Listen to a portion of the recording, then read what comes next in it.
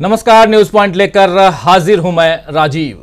तो दोस्तों, राहुल गांधी के आक्रामक तेवर से आज मोदी सरकार बुरी तरह से हिल गई है। दरअसल अविश्वास प्रस्ताव का सामना कर रही मोदी सरकार आज राहुल गांधी के भाषण के आगे लड़खड़ाती हुई नजर आई। जी हां, बिल्कुल सही सुन रहे हैं आप। आज संसद में राहुल गांधी ने 37 मिनट का छोटा सा ही भाषण दिया, 37 मिनट और कुछ सेकेंड, लेकिन उनका जो भाषण था उसका असर इतना जबरदस्त है कि दिन भर इसी भाषण की चर्चा होती रही और बीजेपी के बड़े बड़े नेता इस दबाव में दिखे कि कैसे राहुल गांधी की बातों का जवाब दें। मोदी जी के लिए तो शायद हर चीज खेल बन चुकी है, इसीलिए मणिपुर जैसे गंभीर मुद्दे पर देश का पीएम होने के नाते जवाब देने की जगह वो किस बॉल पर कौन सा छक्का मारेंगे या किस बॉल पर कौन उनका सदस्य जो है वो छक्का लगाएगा, इसके कयास लगा रहे हैं प्रधानमंत्री नरेंद्र मोदी। लेकिन उन्हें यह भी याद रखना चाहिए कि खेल कोई भी हो, कभी कभी कमजोर माना जाने वाला खिलाड़ी भी ऐसा कमाल कर जाता है कि जीतने का दंभ रखने वाले धूल चाटने पर मजबूर हो जाते हैं। और राहुल गांधी तो कमजोर नहीं बल्कि मजे हुए खिलाड़ी हैं।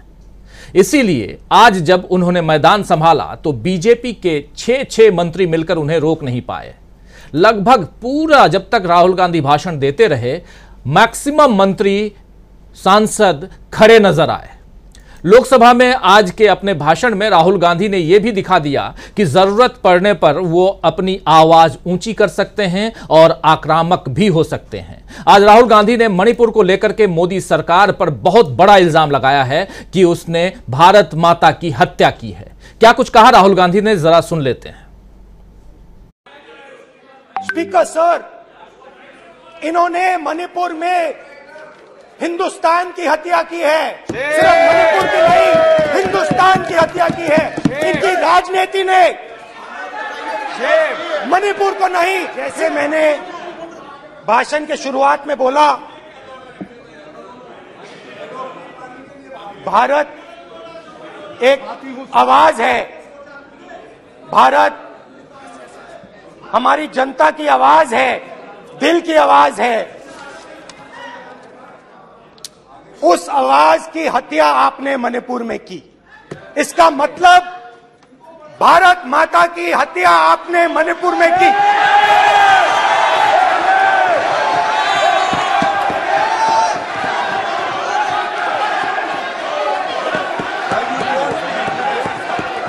भारत माता को आपने मणिपुर के लोगों के मारा। आपने मणिपुर के लोगों को मारकर भारत की हत्या की है। आप देश द्रोही हो, आप देशभक्त नहीं हो, आप देश प्रेमी नहीं हो, आप देश द्रोही हो। आपने देश की हत्या मणिपुर में की। प्लीज प्लीज एक मिनट, प्लीज प्लीज बैठिए, प्लीज प्लीज बैठिए। अब सवाल उठता है, आप बैठना चाहते नहीं बैठना चाहते, आप बैठना चाहते नहीं बैठना चाहते, इसीलिए आपके प्रधानमंत्री मणिपुर में नहीं जा सकते हैं क्योंकि उन्होंने प्लीज देश की हत्या की है। मणिपुर में हिंदुस्तान की हत्या की है, भारत माता की हत्या की है।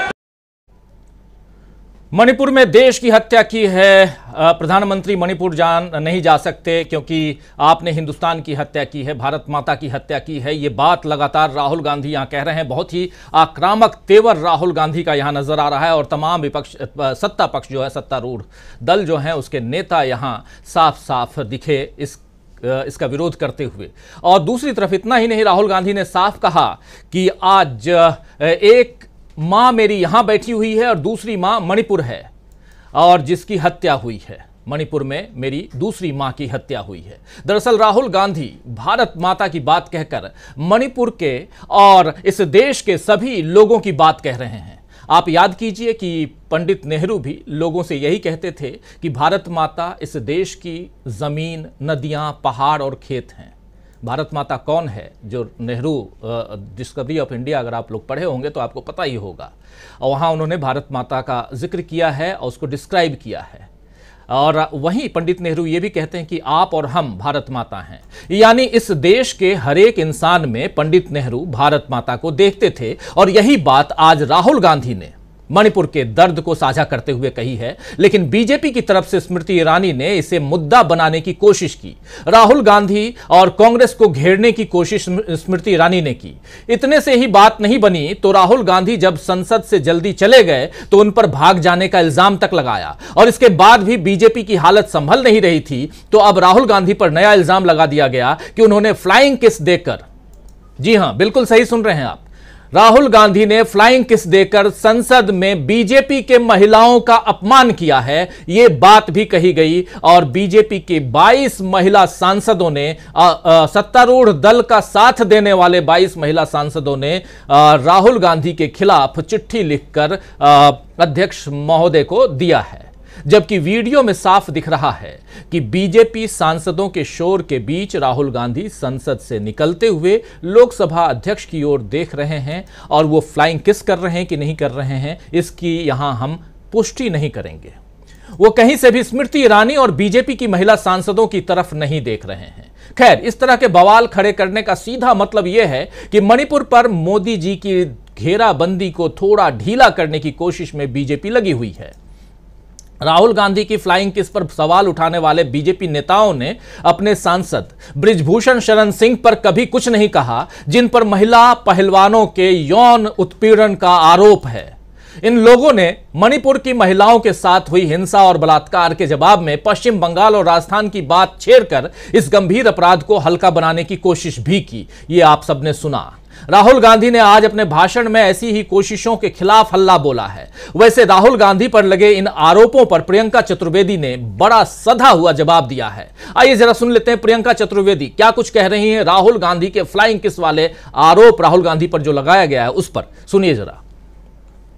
कि जब वो बोल रहे थे सारे मंत्रीगण खड़े हुए थे, मंत्री सब बीच में दखलंदाजी दे रहे थे। आपसे उन्होंने एक प्यार भरा जेस्चर दिया है, उससे आपको दिक्कत क्या है? इतनी नफरत की आदत बन गई है कि मोहब्बत का कोई भी जेस्चर, प्यार का कोई भी जेस्चर, अफेक्शन का कोई भी जेस्चर आपको समझ में नहीं आता है। ये वो राहुल गांधी जी हैं जिनको आपने एज ए MP बेदखल किया। ये वो राहुल गांधी हैं जिनके घर से आपने बेदखल किया है। वो अपने सारे केसेस जीत कर आए हैं, फिर भी आपसे नफरत से नहीं बात कर रहे हैं। जितना जहर आप लोग उगलते हैं उसमें आपको दिक्कत हो गई है तो प्रॉब्लम आपकी है, बाकी किसी की नहीं। तो नफरत के खिलाफ मोहब्बत की दुकान का संदेश क्यों जरूरी है, यह बात आज एक बार फिर समझ आ गई है। संसद में तो राहुल ने धमाका किया ही, आज राजस्थान के बांसवाड़ा में भी राहुल गांधी की रैली भी जो थी वो काफी शानदार रही। सांसदी बहाल होने के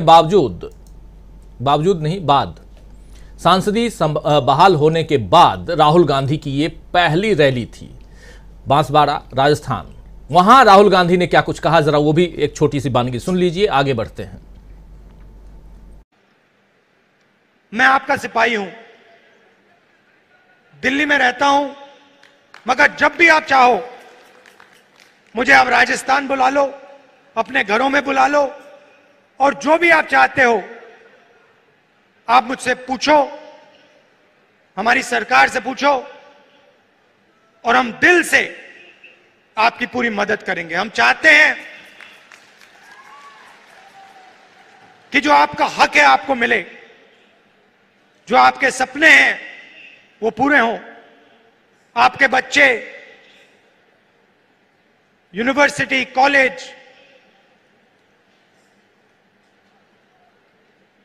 और जिंदगी में तेजी से आगे बढ़ें। तो राजस्थान का दौरा, राहुल गांधी का राजस्थान का दौरा इस मायने में आज खास था कि 38 साल पहले राजीव गांधी भी 8 अगस्त, आज हालांकि 9 अगस्त है लेकिन 8 अगस्त 1985 को राजस्थान आए थे। सोनिया गांधी के साथ 2 किलोमीटर वो पैदल चले, कच्चे रास्ते पर चलकर राहुल गांधी उदयपुर के खेरवाड़ा पहुंचे थे और वहां उन्होंने गरीबी और अकाल से जूझते हुए आदिवासियों के दर्द को सामने देखा था। एक महिला को मोटा अनाज पीसते देख करके राजीव गांधी ने उस समय पूछा था कि गेहूं क्यों नहीं लेती हो। जब जवाब मिला कि गेहूं महंगा है, 5 रुपए किलो मिलता है, तो उसके बाद ही राजीव गांधी ने दिल्ली लौटकर गरीबों के लिए 1.5 रुपए में गेहूं की व्यवस्था, यानी 1.5 रुपए किलो गेहूं की व्यवस्था शुरू की थी। यानी गरीबों के लिए सस्ते अनाज की शुरुआत राजीव गांधी ने की थी 1985 में। और इसके बाद राजस्थान में कांग्रेस को भारी बहुमत मिला था। तब कांग्रेस ने 113 सीटें हासिल की थीं, जबकि बीजेपी को उस वक्त महज 39 सीटों पर ही जीत मिल पाई थी। अब राहुल गांधी विश्व आदिवासी दिवस पर बांसवाड़ा पहुंचे हैं और यहां का मानगढ़ धाम राजस्थान, मध्य प्रदेश और गुजरात और महाराष्ट्र, ये 4 राज्यों के लिए, वहां के आदिवासी समाज के लिए काफी इंपॉर्टेंस रखता है, महत्वपूर्ण है।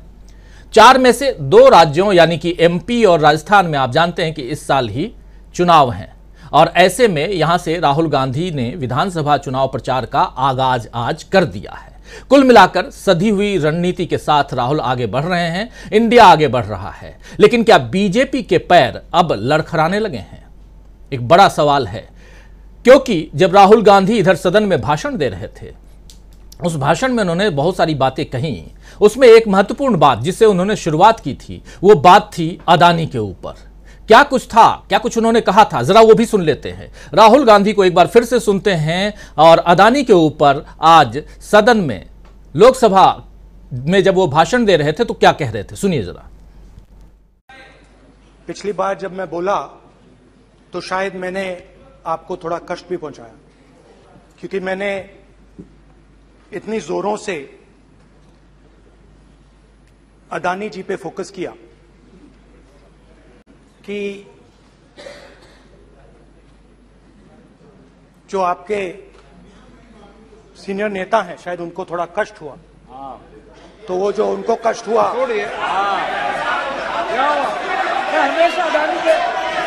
हमेशा अडानी पे अभी भी कष्ट हो रहा है।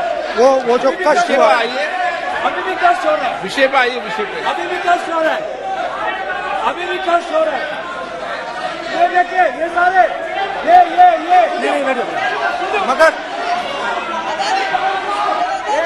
मगर सुनिए ये है।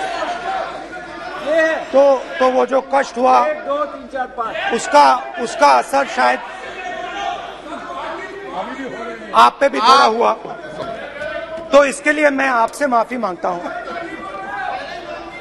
मगर मैंने सिर्फ सच्चाई रखी थी। मगर आज जो मेरे बीजेपी के मित्र हैं, आज आपको डरने की जरूरत नहीं है। डरो मत, क्योंकि आज जो मेरा भाषण है, डरो मत, और आप डरो मत।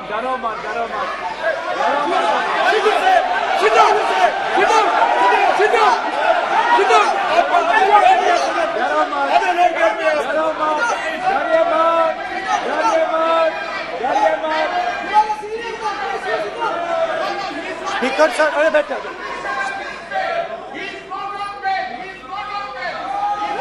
ब्रदर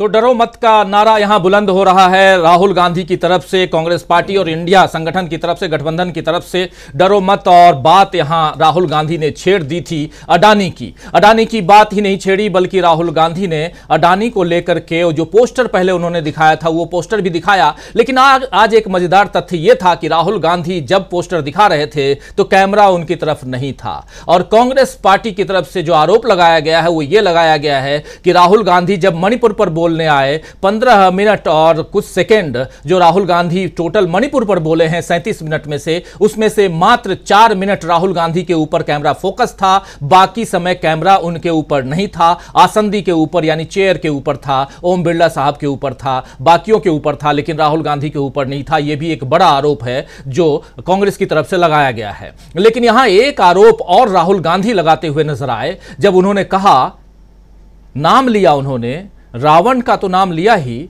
उन्होंने और 2 लोगों का नाम लिया। जरा सुन लेते हैं उनकी जुबानी, किसका किसका नाम ले रहे हैं, किसको किससे जोड़ रहे हैं, सुनिए जरा। रावण 2 लोगों की सुनता था, रावण 2 लोगों की सुनता था, मेघनाथ और कुंभकर्ण। वैसे ही नरेंद्र मोदी 2 लोगों की सुनते हैं, अमित शाह और अडानी। भाई और बहनों, लंका को हनुमान ने नहीं जलाया था, लंका को रावण के अहंकार ने जलाया था। प्लीज माननीय सदस्य, आप संयमित बोले। आप ये सदन है, आप तरीके से बोलिए। माननीय राम ने रावण को नहीं मारा था, रावण के अहंकार ने रावण को मारा था। आप पूरे देश में केरोसिन फेंक रहे हो, पूरे देश में आप केरोसिन फेंक रहे हो। आपने मणिपुर में केरोसिन फेंकी और फिर चिंगारी लगा दी। अब आप हरियाणा में कर रहे हो, पूरे देश को आप जलाने में लगे हो। आप पूरे देश में भारत माता की हत्या। तो ये आप सुन रहे थे, यहां पर बात जो है वो कुंभकर्ण और मेघनाथ की हो रही थी, और बात अमित शाह की भी कर रहे हैं, राहुल गांधी मोदी जी की कर रहे हैं, और अदानी की बात कर रहे हैं। बात कर रहे हैं राहुल गांधी केरोसिन छिड़कने की, बात कर रहे हैं राहुल गांधी मणिपुर में आग लगने वाली बात भी कर रहे हैं, और केरोसिन की बात भी कर रहे हैं, चिंगारी की बात भी कर रहे हैं, और मणिपुर से हरियाणा तक का जिक्र कर रहे हैं। बहुत सारी बातें। और इस दौरान ये भी पूछा गया उनसे कि आप भारत जोड़ो यात्रा की बात तो कर रहे हैं, लेकिन आप लद्दाख नहीं आए। तो उन्होंने कहा कि अभी मेरी यात्रा खत्म नहीं हुई है, मैं लद्दाख भी आऊंगा। उनसे यह कहा गया कि आप मणिपुर की बात करते हैं, राजस्थान क्यों नहीं गए? तो वो कहे कि अभी जा रहा हूं राजस्थान। तो हर बात का जवाब यहां राहुल गांधी के पास था। यानी राहुल का तीर जो है क्या वो निशाने पर लगा है। इसके बाद स्मृति ईरानी बोलने आई। स्मृति ईरानी ने भी अपनी बातें अपने अंदाज में रखी। राहुल गांधी चले गए तो उनको भागा हुआ तक कह दिया गया कि सदन छोड़ के भाग गए। उसके बाद अभी आखिर में, जब अभी थोड़ी देर पहले लगभग 2.25 घंटे तक, एग्जैक्ट अभी फिगर आपके सामने रखूंगा, देश के गृह मंत्री अमित शाह अपनी बात रखते हुए नजर आए। और उसके बाद आज की कार्यवाही सदन की खत्म हो गई है, और कल 11 बजे फिर से संसद की कार्यवाही शुरू होगी।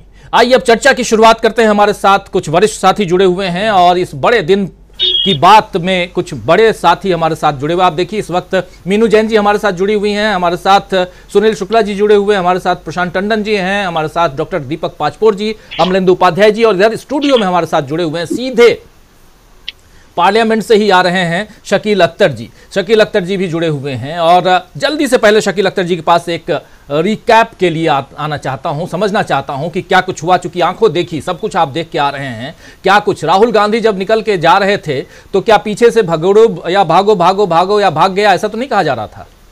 देखिए, राहुल गांधी आज 12:09 पे उन्होंने अपनी स्पीच शुरू करी जी। उससे थोड़ी देर पहले यह खबर आ गई थी कि आज राहुल बोलने वाले हैं, और बांसवाड़ा जाने से पहले वो संसद में अपना भाषण देंगे, अविश्वास प्रस्ताव पे बोलेंगे। तो बीजेपी के लोगों में काफ़ी हलचल थी, और जो लोकसभा की सारी गैलरियां थी वो फुल भर गई थी। पत्रकार सारे प्रेस गैलरी में आ चुके थे, सब राहुल के भाषण को सुनने के लिए बहुत उत्सुक थे। और राहुल ने अपना भाषण बहुत संयमित तरीके से, बड़े शांत तरीके से धीमे धीमे स्टार्ट किया, कि जैसे कोई बैट्समैन होता है वो जमने में टाइम लेता है। उन्होंने रूमी के कोट से स्टार्ट किया कि दिल से निकली हुई बात दूर तक जाती है, और उसके बाद अपनी यात्रा का जिक्र करना शुरू किया, भारत जोड़ो यात्रा का। लेकिन उसके बाद जैसे ही वो मणिपुर में आए वैसे ही हंगामा मच गया। राहुल ने बहुत ज़ोरदार तरीके से आज जिस तरह प्रधानमंत्री मोदी पर और भाजपा पर हमला किया, ऐसा इससे पहले कभी नहीं देखा गया था। उन्होंने अपने तर्कश के, जो आपने लिखा है कि तीर निशाने पे, तो तीर उन्होंने ये समझ लिया कि आज गांडीव लिया हुआ था हाथ में। कौन सा ऐसा तीर था जो राहुल ने नहीं छोड़ा हो? उन्होंने साफ साफ शब्दों में कह दिया कि आप देशद्रोही हो, आप देशभक्त नहीं हो। और रावण वाली बाइट तो आपने अभी सुनाई, जिससे बीजेपी को बहुत तकलीफ हुई है। जो उन्होंने कहा कि रावण को राम ने नहीं मारा, आग हनुमान जी ने लंका में नहीं जलाई, लंका को रावण के अहंकार ने जलाया जी। और उन्होंने बहुत, आज राहुल बड़े तेवर में थे। वो जैसे है ना कि विनय पत्रिका में तुलसीदास ने लिखा है, गए 3 दिन बीत जी, हुए बोले राम सकोप, है भय बिन होत न प्रीत।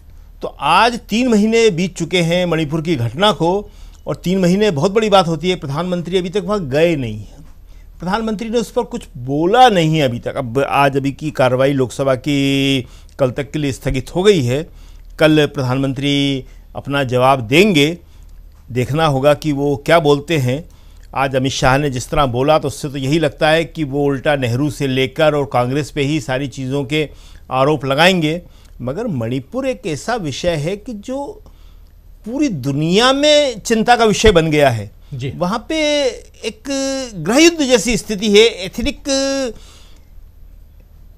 किलिंग हो रही है वहाँ पे। तो ये चीज़ अगर नहीं रोकी गई, राहुल ने साफ कहा कि आपने पूरे देश में केरोसिन छिड़क दिया है, आपने मणिपुर से लेके हरियाणा तक का भी उन्होंने जिक्र किया, आपने आग लगा दी है।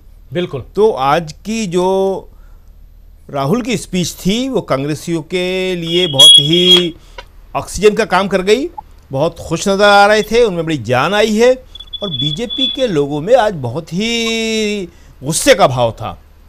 दूसरा जो जी आता हूं फिर थोड़ा सा आप कुछ कह रहे हैं, जोड़ दीजिए जी। दूसरी जो इंडिया की पार्टियां थी, 26 दलों का गठबंधन जो इंडिया है, वो भी आज बड़े उत्साहित थे और बड़े जोश में थे और सबने उसके बाद में राहुल के भाषण की तारीफ की और राहुल से कहा कि आपने बहुत सही ढंग से चीज़ों को पॉइंट आउट किया है और भाई सही बातें बोली है। जी, तो इंडिया गठबंधन जो है वो बहुत ही यहाँ मजबूती के साथ एक दूसरे का हाथ थामे हुए नजर आ रहा है और साथ साथ राहुल गांधी से जो उम्मीद थी गठबंधन को कि और कल से भी और पहले भी, और आप देखिए कि शेर आया कह भी रहे थे, तो उस अंदाज में राहुल गांधी की दहाड़ वहां सुनाई दी, ये कह सकते हैं। मीनू जैन जी, किस रूप में आप देखते हैं राहुल गांधी के भाषण को? आपकी पहली प्रतिक्रिया राहुल गांधी के भाषण पर, संसद में जो उन्होंने भाषण दिया है, बात करेंगे हम, वहां की बात भी करेंगे, राजस्थान में जो भाषण जाकर के उन्होंने दिया, लेकिन संसद का भाषण मणिपुर पे, और सबको इंतजार था, कल से इंतजार था कि राहुल कब बोलेंगे और बोले तो कैसा, आपको उस पर आपकी पहली प्रतिक्रिया?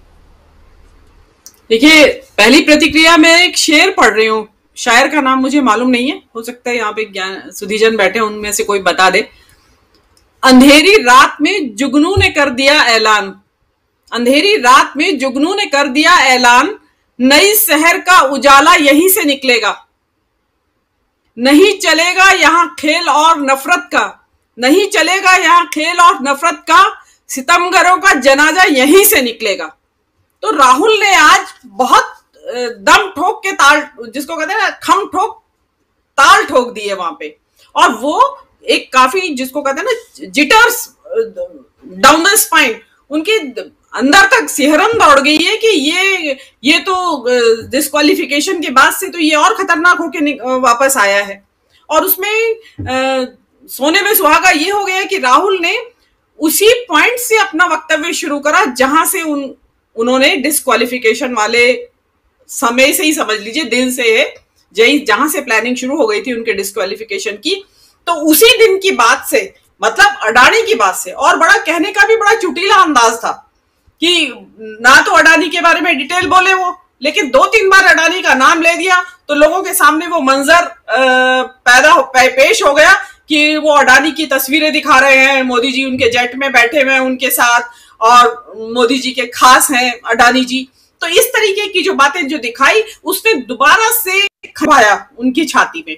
और बाकी जो उसमें राहुल गांधी जो बोल रहे थे, देखिए बात सारी मणिपुर का ही मुद्दा है, जिसकी वजह से इस अविश्वास प्रस्ताव को लाया गया है कि ताकि प्रधानमंत्री बोले। लेकिन हैरानी की बात यह है कि प्रधानमंत्री अभी तक आए नहीं है, जो कि परंपरा है कि प्रधानमंत्री को एटलीस्ट जिस दिन इंट्रोड्यूस हुआ था उस दिन तो आते। उस दिन मीनू जी का शायद लाइट चली गई होगी वहां पे, जो भी हो, लेकिन बहुत इंपॉर्टेंट बात यहां मीनू जी रख रही हैं। और सबसे बड़ी बात कि राहुल गांधी के भाषण पर जो उसके बाद प्रतिक्रियाएं आ रही हैं, और उसमें एक मुद्दा और उछाला गया कि राहुल गांधी ने फ्लाइंग किस दे करके वहां सदन के अंदर मौजूद महिलाओं का अपमान किया है। और ये आरोप सबसे पहले हमने देखा कि स्मृति ईरानी ने लगाया। आना चाहता हूं सुनील शुक्ला जी के पास, और जरा स्क्रीन पर ले आइए सुनील शुक्ला जी को भी, उनसे भी समझते हैं कि राहुल गांधी के भाषण को किस रूप में, किस ढंग से देखते हैं सुनील शुक्ला जी। लेकिन सबसे महत्वपूर्ण, सुनील जी, कैसे आप किस ढंग से आंकते हैं राहुल गांधी के इस भाषण को? पहली प्रतिक्रिया आप सबसे लेना चाहता हूं कि कैसा था राहुल गांधी का भाषण? मणिपुर को लेकर के जिस मुद्दे को उठा करके राहुल गांधी ही नहीं, पूरा का पूरा विपक्ष आज सदन में बहस की मांग कर रहा था, जिस मुद्दे पर अविश्वास प्रस्ताव आया है, वो अविश्वास प्रस्ताव ठीक है, वो सरकार के पक्ष में जा रहा है, सरकार के पास बहुमत है, कोई यहाँ अंतर नहीं पड़ने वाला, लेकिन एक पैगाम देने की जो कोशिश है, क्या राहुल गांधी वो पैगाम देते हुए नजर आ रहे हैं अपने भाषण में? सुनील शुक्ला जी। धन्यवाद राजीव जी। राहुल गांधी ने एक सत्तारूढ़ दल के ऊपर एक जबरदस्त वैचारिक हमला किया। अपने भाषण में मणिपुर के घटना को लेकर के एक जो बेहतर पब्लिक कनेक्ट हो सकता था उन्होंने अपने आप को जोड़े रखा, और पूरे भाषण में उन्होंने केवल और केवल मणिपुर तक ही, मणिपुर और जो हिंसक घटनाएं हुई हैं हरियाणा में, उस पर केंद्रित रखा। यह बेचैन करने वाली बात केवल यही थी कि भारतीय जनता पार्टी के मंत्रियों के लिए उन्होंने वह जगह नहीं दी कि मणिपुर के अलावा कोई बात करे अब अपनी तरफ से, लेकिन वो बात तो मणिपुर के अलावा सब पे करना था। तो एक जो पब्लिक कनेक्ट था उनका, आप मतलब मैं केवल अगर बात कहूं कि मणिपुर घटनाओं का उल्लेख करते करते उन्होंने कहा कि आपने हिंदुस्तान की हत्या की है। दूसरे वाक्य में वो आते हैं तो उन्होंने कहा कि भारत माता की हत्या की है। तीसरे वाक्य में आते आते उन्होंने कहा कि आपने मेरी माँ की हत्या की है। मैं नहीं समझता कि यह तीनों शब्द उन्होंने अनायासी लिए होंगे, या उनको पहला शब्द नहीं याद आया होगा इसलिए उन्होंने किसी और नए शब्द को गढ़ लिया।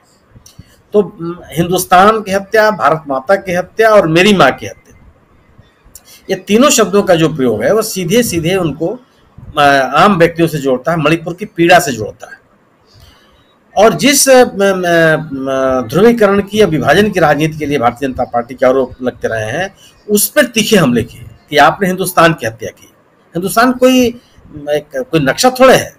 अगर लोगों के बीच में भाईचारा कम हो रहा है, वहाँ दो समूह के लोग एक दूसरे की हत्या कर रहे हैं, लोगों के बीच में सह अस्तित्व की भावना खत्म हो रही है, लोगों में हिंसा की प्रवृत्ति बढ़ती चली जा रही है, अब सहिष्णुता घटता चला जा रहा है, यही तो भारत माता इस देश के मूल्य हैं। अगर इन मूल्यों की हत्या वहां हो रही है और इन मूल्यों को बचाने के लिए सरकार कुछ नहीं कर रही है, तो निश्चित रूप से इस तरह के आरोप लगाएंगे सरकार के ऊपर। तो एक तो बहुत, और उसके बाद और ये हमला इसलिए महत्वपूर्ण हो जाता है कि भारतीय जनता पार्टी की सरकार अपने आप जो राष्ट्रवाद का उसका नारा है और राष्ट्रीय सुरक्षा का उसका जो नारा है वो आगे बढ़ के बोलता है। और आप राष्ट्रीय सुरक्षा की एक तरफ बात करते हैं, राष्ट्रवाद की एक तरफ बात करते हैं, और राष्ट्र के ही दो समूह आपस में लड़ते, एक दूसरे के खिलाफ हिंसात्मक बर्ताव पे उतर आए हैं, वो एक दूसरे की जान लेने पे आमादा है, लोगों में विकट असुरक्षा का भाव पैदा हो गया है और सरकार कुछ नहीं कर रही है, गवर्नेंस कुछ नहीं है। प्रधानमंत्री मोदी के ऊपर इस तरह के हमले संभवतः मुझे नहीं याद पड़ता कि संसद में इस तरह की बात कही गई, उनको क्या नहीं कहा राहुल गांधी ने, और तमाम घटनाओं का उल्लेख करते हुए। तो एक जो वैचारिक सरकार के ऊपर उन्होंने हमला किया, भारतीय मूल्यों के का उल्लेख करते हुए जो उन्होंने हिंदुस्तान की चर्चा की, और हत्या शब्द का उन्होंने जो कई बार प्रयोग किया, वह सीधे सीधे इस सरकार के ऊपर एक तीखा हमला हुआ। तो अभी सरकार जो मुद्दे उठाए, अगर आप इसको याद कीजिए कि जो मुद्दे उठाए गौरव गोगोई ने और जो मुद्दे उठाए राहुल गांधी ने, इसका किसी का जवाब सरकार की तरफ से नहीं आया। स्मृति ईरानी जी ने न्याय में बहुत निराश किया। मैं उनको बहुत अच्छा प्रखर वक्ता मानता हूँ निजी तौर पर कि वो किसी विषय में बड़े सारगर्भी तरीके से बोल सकती है, लेकिन आज जो उनका रवैया था बोलने का, उसमें एक तो कोई तारतम्य नहीं था। आप अपनी बात ये, और एक मुझे भी लग रहा था कि आपको अपनी बात कहने में एक जो आत्मविश्वास होना चाहिए था वो नहीं है, क्योंकि संभवतः आपको ये पता है कि आप मौके के अनुकूल आप नहीं बोल रहे हैं। आप सरकार में रह करके आरोप लगाने के लिए थोड़े हैं। अगर आप आरोप लगाते हैं कि राहुल गांधी ने अमेठी में तमाम जमीन कब्जा कर लिया, किसानों से जमीन हड़प ली, तो अब सरकार में खिलाफ मुकदमा दर्ज कराई, वो जमीन को वापस ले लीजिए। 1 इंच जमीन भी आपने वापस ली, उसका उल्लेख कर दीजिए। आपने कश्मीर के मामलों का उल्लेख किया, हालांकि बाद में मैंने कहीं पढ़ा कि फारूक अब्दुल्ला ने उस घटना के बारे में कुछ अपनी टिप्पणी की, सफाई दी, साथ आरोप लगाया कि उन्होंने गलत तथ्य रखे। मैं मान लेता हूं कि जो उन्होंने कहा, मंत्री हैं, मंत्री को झूठा सा कहना बहुत आसान नहीं होता, लेकिन अगर वो तथ्य है तो जम्मू कश्मीर में आपकी सरकार रह चुकी है। अब महबूबा मुफ्ती के साथ आप सरकार चला चुके हैं, आज आपकी सरकार है, वहाँ उपराज्यपाल आपके अपने हैं, पूरा का पूरा जम्मू कश्मीर घाटी में, जम्मू में, लद्दाख में आपका नियंत्रण है। उस घटना में अगर कोई शामिल रहा है तो इतने वर्षों तक आपने कार्रवाई क्यों नहीं की? तो आरोप लगाना मुझे नहीं लगता कि जनता उसको स्वीकार कर लेगी। लोगों के बीच में एक अच्छा मैसेज जाएगा। और मणिपुर के मुद्दे पे न बोलना और तमाम तरह के सरकार के बारे में, सरकार की उपलब्धियों की चर्चा करना, यह एक विषय से भटकाने वाली बात है। और जो आते आते उन्होंने उल्लेख कर दिया कि उन्होंने फ्लाइंग किस दी, तो सवाल है कि हो सकता है कि फ्लाइंग किस की मैं तो देख रहा था टीवी पे, मुझे नहीं दिखाई पड़ा। हुआ होगा अंदरूनी, वो कितना दिखा रहे थे कितना नहीं दिखा रहे थे, लेकिन जब उनका भाषण चल रहा था तब मैंने देखा, और जब वो निकल रहे थे उस समय भी मैं देख रहा था, मुझे तो नहीं दिखाई पड़ा। हो सकता है कि बात हुई हो, लेकिन अगर ये कोई आपत्तिजनक है तो ये केवल विषय का भटकाव है। आप इसकी शिकायत लोकसभा अध्यक्ष से मिलकर के अलग से भी कर सकते थे कि अगर इन्होंने ऐसा ऐसा किया। बाद में हमारे ख्याल से आप देखिएगा, ये हेमा मालिनी ने अलग तरह का बयान दिया निकल के कि इन्होंने इस तरह की, आप कहीं मिले तो आप उसको सामने ला सकते हैं कि हेमा मालिनी ने कहा कि नहीं, उन्होंने उसको नहीं देखा। तो ये एक अलग तरह की चीज हो गई। अगर आप मणिपुर की हिंसा बोलने के लिए तैयार नहीं है, मणिपुर में सरकार की विफलताओं के लिए बोलने के लिए तैयार नहीं है, मणिपुर पे सर्वोच्च न्यायालय ने जो निर्देश दिया उसकी बात करने के लिए तैयार नहीं है, मणिपुर को लेकर के विपक्षियों के जो आरोप हैं आप उससे बोलने के लिए तैयार नहीं है, मणिपुर में हजारों की संख्या में लोग जो शरणार्थी शिविरों में रह रहे हैं उनके हालात पे आप बात करने के लिए तैयार नहीं है, हिंसा में शामिल लोगों के खिलाफ कार्रवाई को लेकर के आप कोई बात करने के लिए तैयार नहीं है, शांति बहाली को लेकर के अपने प्रयासों का उल्लेख करने के लिए आप तैयार नहीं है, तो आपका पूरी की पूरी बात बेमानी है। क्योंकि यहाँ चर्चा केवल मणिपुर में हो रही हिंसा का है। मणिपुर में अगर हिंसा को ही लेकर के राहुल गांधी कह रहे हैं कि हिंदुस्तान की हत्या हुई है, हिंदुस्तान के मूल्यों की हत्या हुई है, हिंदुस्तान के सहिष्णुत्व की हत्या हुई है, आप अगर कोई इसका जवाब नहीं देता तो गोया कि केवल भटकाव की बात करता है। जी बिल्कुल बिल्कुल बिल्कुल। और आता हूं, और भी बहुत सारी बातें। मीनू जी का कनेक्शन थोड़ा वो हो गया था, कट गया था। मीनू जी के पास एक बार फिर से आना चाहता हूं, और फिर प्रशांत टंडन जी के पास। मीनू जी अपनी बात प्लीज आगे बढ़ाइए। आप कुछ बहुत गंभीर बात रख रही थी, अचानक आपका वीडियो ऑफ हो गया था। जी जी लाइट चली गई थी तो उसकी वजह से थोड़ा डिस्टर्बेंस हुआ।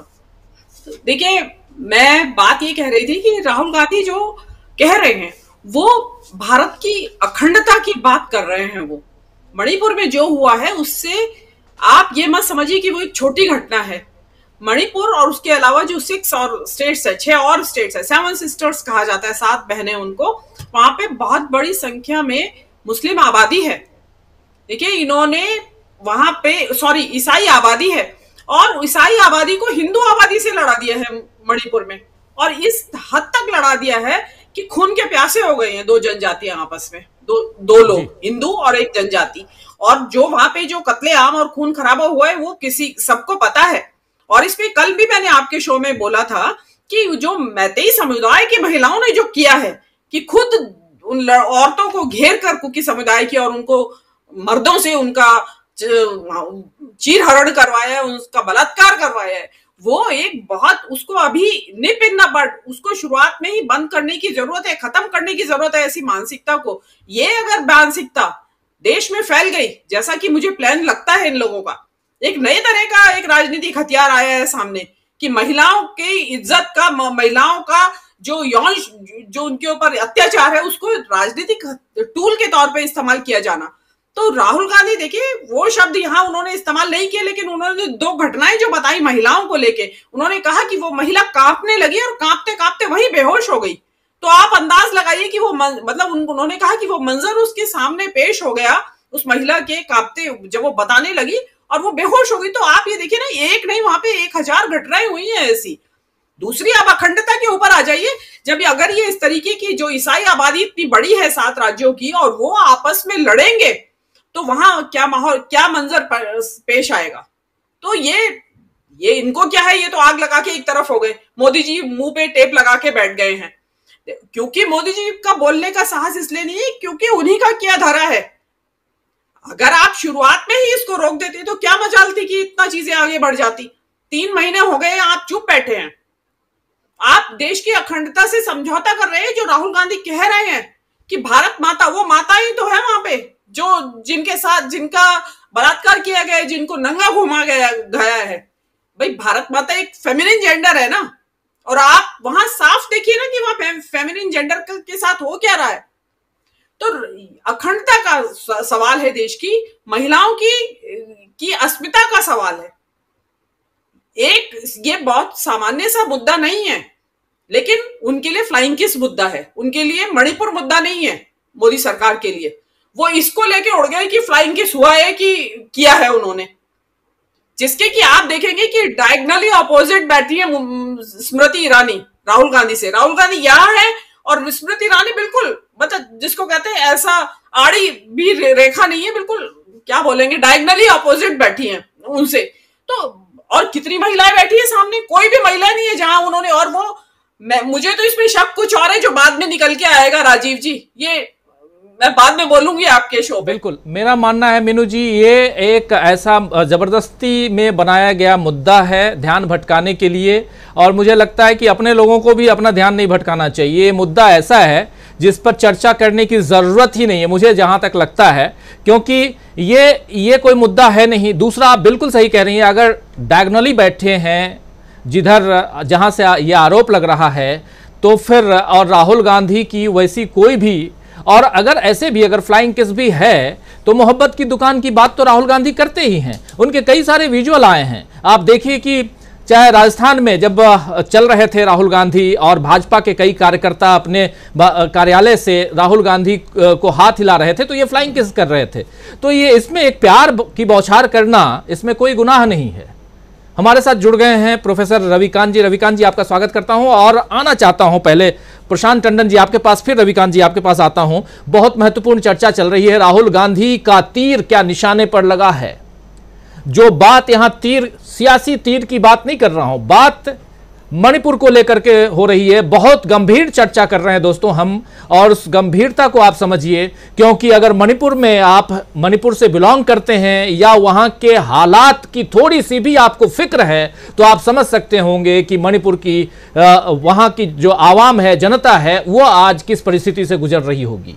जरा आना चाहता हूं, भारत माता की हत्या आपने की है, मेरी एक मां यहां है, दूसरी मां मेरी मणिपुर में है जिसकी आपने हत्या कर दी है, आपने भारत की हत्या की है। ये तमाम ऐसी गंभीर बातें राहुल गांधी यहां कहते हुए नजर आए और गंभीर आरोप लगाते हुए नजर आए प्रशांत टंडन जी मोदी सरकार पर। इस पर क्या कुछ आप कहेंगे, और सबसे बड़ी चीज कि राहुल गांधी यहां कितने सही दिखाई देते हैं आपको? जी राजीव जी, देखिए, ये राहुल गांधी का या किसी का भी पार्लियामेंट के अंदर से बीजेपी और आरएसएस पर सबसे बड़ा, मैं कहूंगा कि वैचारिक हमला है। राहुल गांधी ने आरएसएस बीजेपी को उनके घर में घुसकर उन्हीं के हथियार से उनको आज बुरी तरह जख्मी किया है। दो बातें जो आरएसएस और बीजेपी की जो रीसेंट पॉलिटिक्स है उसकी दो, एक इनका जो झूठा राष्ट्रवाद जिन्होंने अपनाया, उस राष्ट्रवाद पे उन्होंने हमला किया भारत माता की हत्या को कहकर मणिपुर के संदर्भ में, और ये बहुत बड़ा वैचारिक हमला था। उनसे एक बड़ा हथियार छीन लिया। और दूसरा हमला उनकी राम पे आधारित पॉलिटिक्स पे किया, और सीधे जैसे रावण की नाभि पर तीर मारा था राम ने, उन्होंने नाभि पर तीर मारा है कि लंका हनुमान जी ने नहीं, लंका रावण के दंभ से, रावण के घमंड से जल गई। तो रामायण से उद्धृत करके उन्होंने हमला मोदी पर किया है।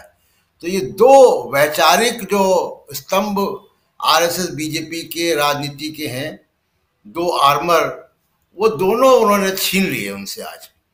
तो ये बड़ा एक इंटेलेक्चुअल, बौद्धिक और वैचारिक हमला आरएसएस बीजेपी पर हुआ है।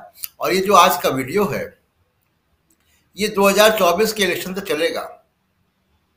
दूसरी बात, जो तस्वीर आप दिखा रहे हैं, मैं जरा उस पर बात करना चाहता हूँ कि तस्वीर जो राहुल गांधी की दिख रही है उसके बगल में देखिए कि सीढ़ियां हैं।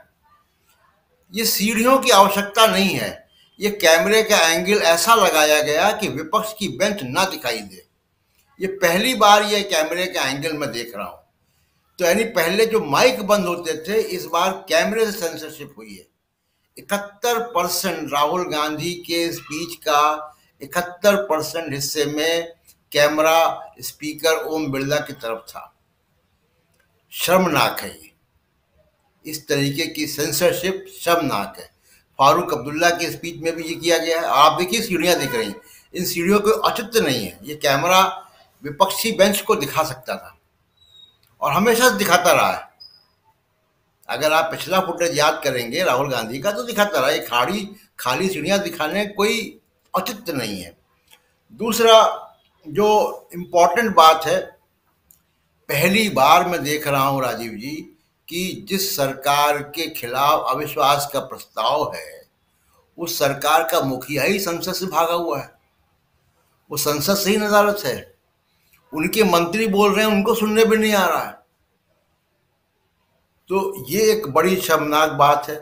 और दूसरी जो बात, जो फ्लाइंग किस की बात, जो तथाकथित फ्लाइंग किस है, उसकी बात देखिए, जिसपे संसद को और संसद के मेंबर ऑफ पार्लियामेंट्स को उद्वेलित होना चाहिए, गुस्सा होना चाहिए, जिसपे अपनी बात रखनी चाहिए, वो महिलाओं को निर्वस्त्र करके परेड कराए जाने के उस वीडियो पर, न कि इस तरीके के भटकाने वाले मुद्दों पर। अगर आपको महिला के गरिमा की, महिला की इज्जत की इतनी चिंता है तो वो फ्लाइंग किस से ज़्यादा बड़ा मामला तो महिलाओं को निर्वस्त्र करके परेड कराने का, उनका रेप करने का है मणिपुर में हजारों की भीड़ में।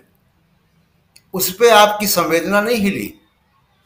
ये कहीं से ढूंढ लाए फ्लाइंग किस, जो मैंने देखा नहीं, मैं इसीलिए कह रहा हूँ तथाकथित फ्लाइंग किस वो मुद्दा नहीं है, मुद्दा मणिपुर है। तो ये जो 3-4 बड़ी ग्लेरिंग चीजें हैं, ग्लेरिंग बातें हैं, ये आज की जो है प्रोसीडिंग्स का हिस्सा है। और राहुल गांधी का ये वीडियो बहुत दूर तक जाएगा राजीव जी। राहुल गांधी का ये वीडियो बहुत दूर तक जाएगा। राहुल गांधी का ये भाषण, और खासकर लास्ट का जो 15 मिनट का भाषण है, जिसमें मात्र 4 मिनट तक राहुल गांधी दिखे हैं और वीडियो में राहुल गांधी दिखाई नहीं देते हैं। लेकिन राहुल गांधी जब दिखाई देते हैं तो सीढ़ियां दिखाई देती हैं, राहुल के बगल में 2-4 विपक्षी नेता या उनके साथी दिखाई देते हैं। तो कैमरे का एंगल और बहुत सारी बातें, उस पर चर्चा होंगी, खूब चर्चा होगी, क्योंकि ये संसद है और उसमें विपक्ष का एक प्रमुख नेता बोल रहा है, तो ये तमाम बातें आएंगी। और चूंकि ये बातें कांग्रेस की तरफ से कही जा रही हैं, वही बातें हम आप तक रख रहे हैं, पहुंचा रहे हैं। हमारे साथ जुड़ गए हैं प्रोफेसर रविकांत जी। रविकांत जी, आपसे भी समझना चाहता हूं, पहला राउंड हम कर रहे हैं बातचीत का दौर, और उसमें हम समझने की कोशिश कि राहुल गांधी ने जो भाषण दिया है, उस भाषण को कहां तक, कितनी दूर तक आप जाते हुए देख रहे हैं? क्या राहुल गांधी की आवाज मणिपुर तक पहुंची है? आज जो बात वो रख रहे थे, क्योंकि यह अविश्वास प्रस्ताव मणिपुर को लेकर के है, और आज जब अभी गृह मंत्री साहब लगभग 2 घंटे से ज्यादा का वक्त दिए बोल रहे थे, तो मणिपुर पर आखिर में आए और लगातार आरोप विपक्ष पर लगाते हुए पुरानी सरकारें क्या क्या मणिपुर पर करती रही, ये सारी बातें हुई हैं। और चलिए, राजनीति में सबको मौका रहता है, जो जहां मौका मिले अपनी बात पहुंचाने की कोशिश करता है, यहां हमारी कोई टिप्पणी नहीं होगी। लेकिन यहां महत्वपूर्ण बात यही है कि राहुल गांधी जो बात कह रहे हैं, विपक्ष जो बात कह रहा है, वो बात क्या वहां तक पहुंच रही है जहां मणिपुर के लोगों के, उनके जख्मों पे, उनके दर्द पे मलहम लगाने लायक है? शुक्रिया राजीव जी कि मैंने आपके एक दिन के कार्यक्रम में कहा था, जिस दिन राहुल गांधी की सदस्यता बहाल हुई थी, टाइगर इज बैक, और वो आज पूरे देश ने देखा। राहुल गांधी ने जितना बेबाकी के साथ और उन संदर्भों को लेकर के नरेंद्र मोदी पर हमला किया, उसने इस संसद को ही लाजवाब नहीं किया है, बल्कि पूरे देश के जनमानस को उद्वेलित किया है। और जन जन तक ये बात बहुत आसानी से पहुंच गई है। इसीलिए जो आप लिख रहे हैं कि राहुल का तीर निशाने पर लगा है, वो एकदम सही है। जिस मिथक को उन्होंने उठाया अपने भाषण के अंतिम 15 मिनट में, और नरेंद्र मोदी के उस सत्ता के अहंकार को उन्होंने रेखांकित किया कि लंका हनुमान ने नहीं जलाई थी, वो रावण के अहंकार से लंका जली थी। राम ने रावण को नहीं मारा था, बल्कि रावण के अहंकार ने ही वो हत्या की थी। ये जो मिथ है, और तीसरा जो प्रसंग कि रावण केवल 2 लोगों की सुनता था, मेघनाथ और कुंभकर्ण की, नरेंद्र मोदी भी केवल दो ही लोगों की सुनते हैं, अमित शाह और अडानी की। ये तीन ऐसे प्रसंग हैं कि जिसके जरिए राहुल गांधी ने उस पूरे सत्ता तंत्र को और नरेंद्र मोदी को एक्सपोज कर दिया है। उन सवालों से लगातार वो जो आईना दिखाते रहे हैं, आज उन्होंने फिर से वही काम किया है, लेकिन नरेंद्र मोदी वहां नहीं थे। मैं पहले भी इस बात को कह चुका हूं कि नरेंद्र मोदी में हिम्मत नहीं है कि वो राहुल गांधी का सामना कर सके और उनके सवालों का जवाब तो वो कतई नहीं दे सकते। आज भी आपने जिक्र किया कि अमित शाह 2 घंटे बोले, उन 2 घंटों में अमित शाह ने क्या राहुल गांधी द्वारा उठाए गए मणिपुर के सवालों को, या ये कहना कि सारे देश में केरोसिन छिड़क गया है, यानी नूह के दंगों का जो जिक्र किया था राहुल गांधी ने, उसका जवाब मिला क्या? नहीं। बल्कि उन तमाम मुद्दों को उठाया उन्होंने कि पहले की सरकारों ने ये किया और हमारी सरकारी पूरा झूठ फरेब के आधार पर, यानी बिल्कुल ब्लैक जो उन्होंने किया है यहां पर राहुल गांधी को सवालों को। इसका मतलब है कि राहुल गांधी के सवाल उसी तरह से जिंदा हैं, उसी तरह से प्रासंगिक है, और यह सरकार उतनी ही बेशर्म है, वो इन सवालों पर बात तक नहीं करना चाहती। मणिपुर के हालातों को वो क्या सुधारेंगे? और इसलिए राहुल गांधी ने कहा कि नरेंद्र मोदी उस भारत माता की हत्या कर रहे हैं। और जो नेहरू जी का आपने जिक्र किया था, वो एक गांव में जिन लोगों से रूबरू थे, जो गांव के लोग भारत माता की जय के नारे लगा रहे थे, नेहरू जी ने पूछा था कि ये भारत माता कौन है। जब उन्होंने जवाब नहीं दिया तो खुद नेहरू जी ने बताया कि इस देश के लाखों करोड़ों लोग, किसान, मजदूर, दलित, आदिवासी और हम सब भारत माता हैं। यानी इस देश का एक व्यक्ति भी भारत माता है, और अगर वो आहत होता है, उसके साथ अन्याय होता है, तो भारत माता के साथ अन्याय होता है। वो जार जार भारत माता रो रही थी उस दिन, जिस दिन मणिपुर की उस महिला को नग्न परेड कराया गया था, उसके साथ बलात्कार हो रहा था। ये निर्लज्जता और ये खामोशी मुझे नहीं लगता कि इसके पहले किसी सरकार के नुमाइंदे ने दिखाई होगी जो इस सरकार ने दिखाई है। और राहुल गांधी ने तमाचा मारा है, राहुल गांधी ने आईना दिखाया है, राहुल गांधी ने पलटवार किया है और चेताया भी है, क्योंकि राहुल गांधी बेहद संवेदनशील हैं। राहुल गांधी ने उस महिला का भी जिक्र किया जो अपने मृत बच्चे के साथ बैठी रही, बेहोश हो गई। भारत माता का क्या वो कलेजा छलनी नहीं हुआ होगा? मोदी जी का ठीक है, वो अकेले हैं इस दुनिया में, और उनका क्या है, कभी भी झोला उठा करके चल देंगे, लेकिन इस देश को तो यही रहना है, इस देश के लोगों को यही रहना है। तब फिर जो ये सत्ता कर रही है अपने अहंकार में, ऑब्वियस है कि राहुल ने जो कहा है कि उसका अहंकार ही उसे उसकी लंका भी जलाएगा और उसको उसका वध भी करेगा। आने वाला वक्त ये बताएगा कि राहुल गांधी ने जो कहा वो कितनी दूर तक जा रहा है, कितने लोगों को ये बात समझ में आई है, लेकिन सत्ता को ये नहीं समझ में आई है और ना ही आएगी। जी, डॉक्टर दीपक पाचपोर जी, रामायण का प्रसंग लाकर राहुल गांधी ने क्या एक उस मसले को भी जो आने वाले समय में अयोध्या में राम मंदिर, इन तमाम चीज़ों को भी एक बार फिर से हरा कर दिया है?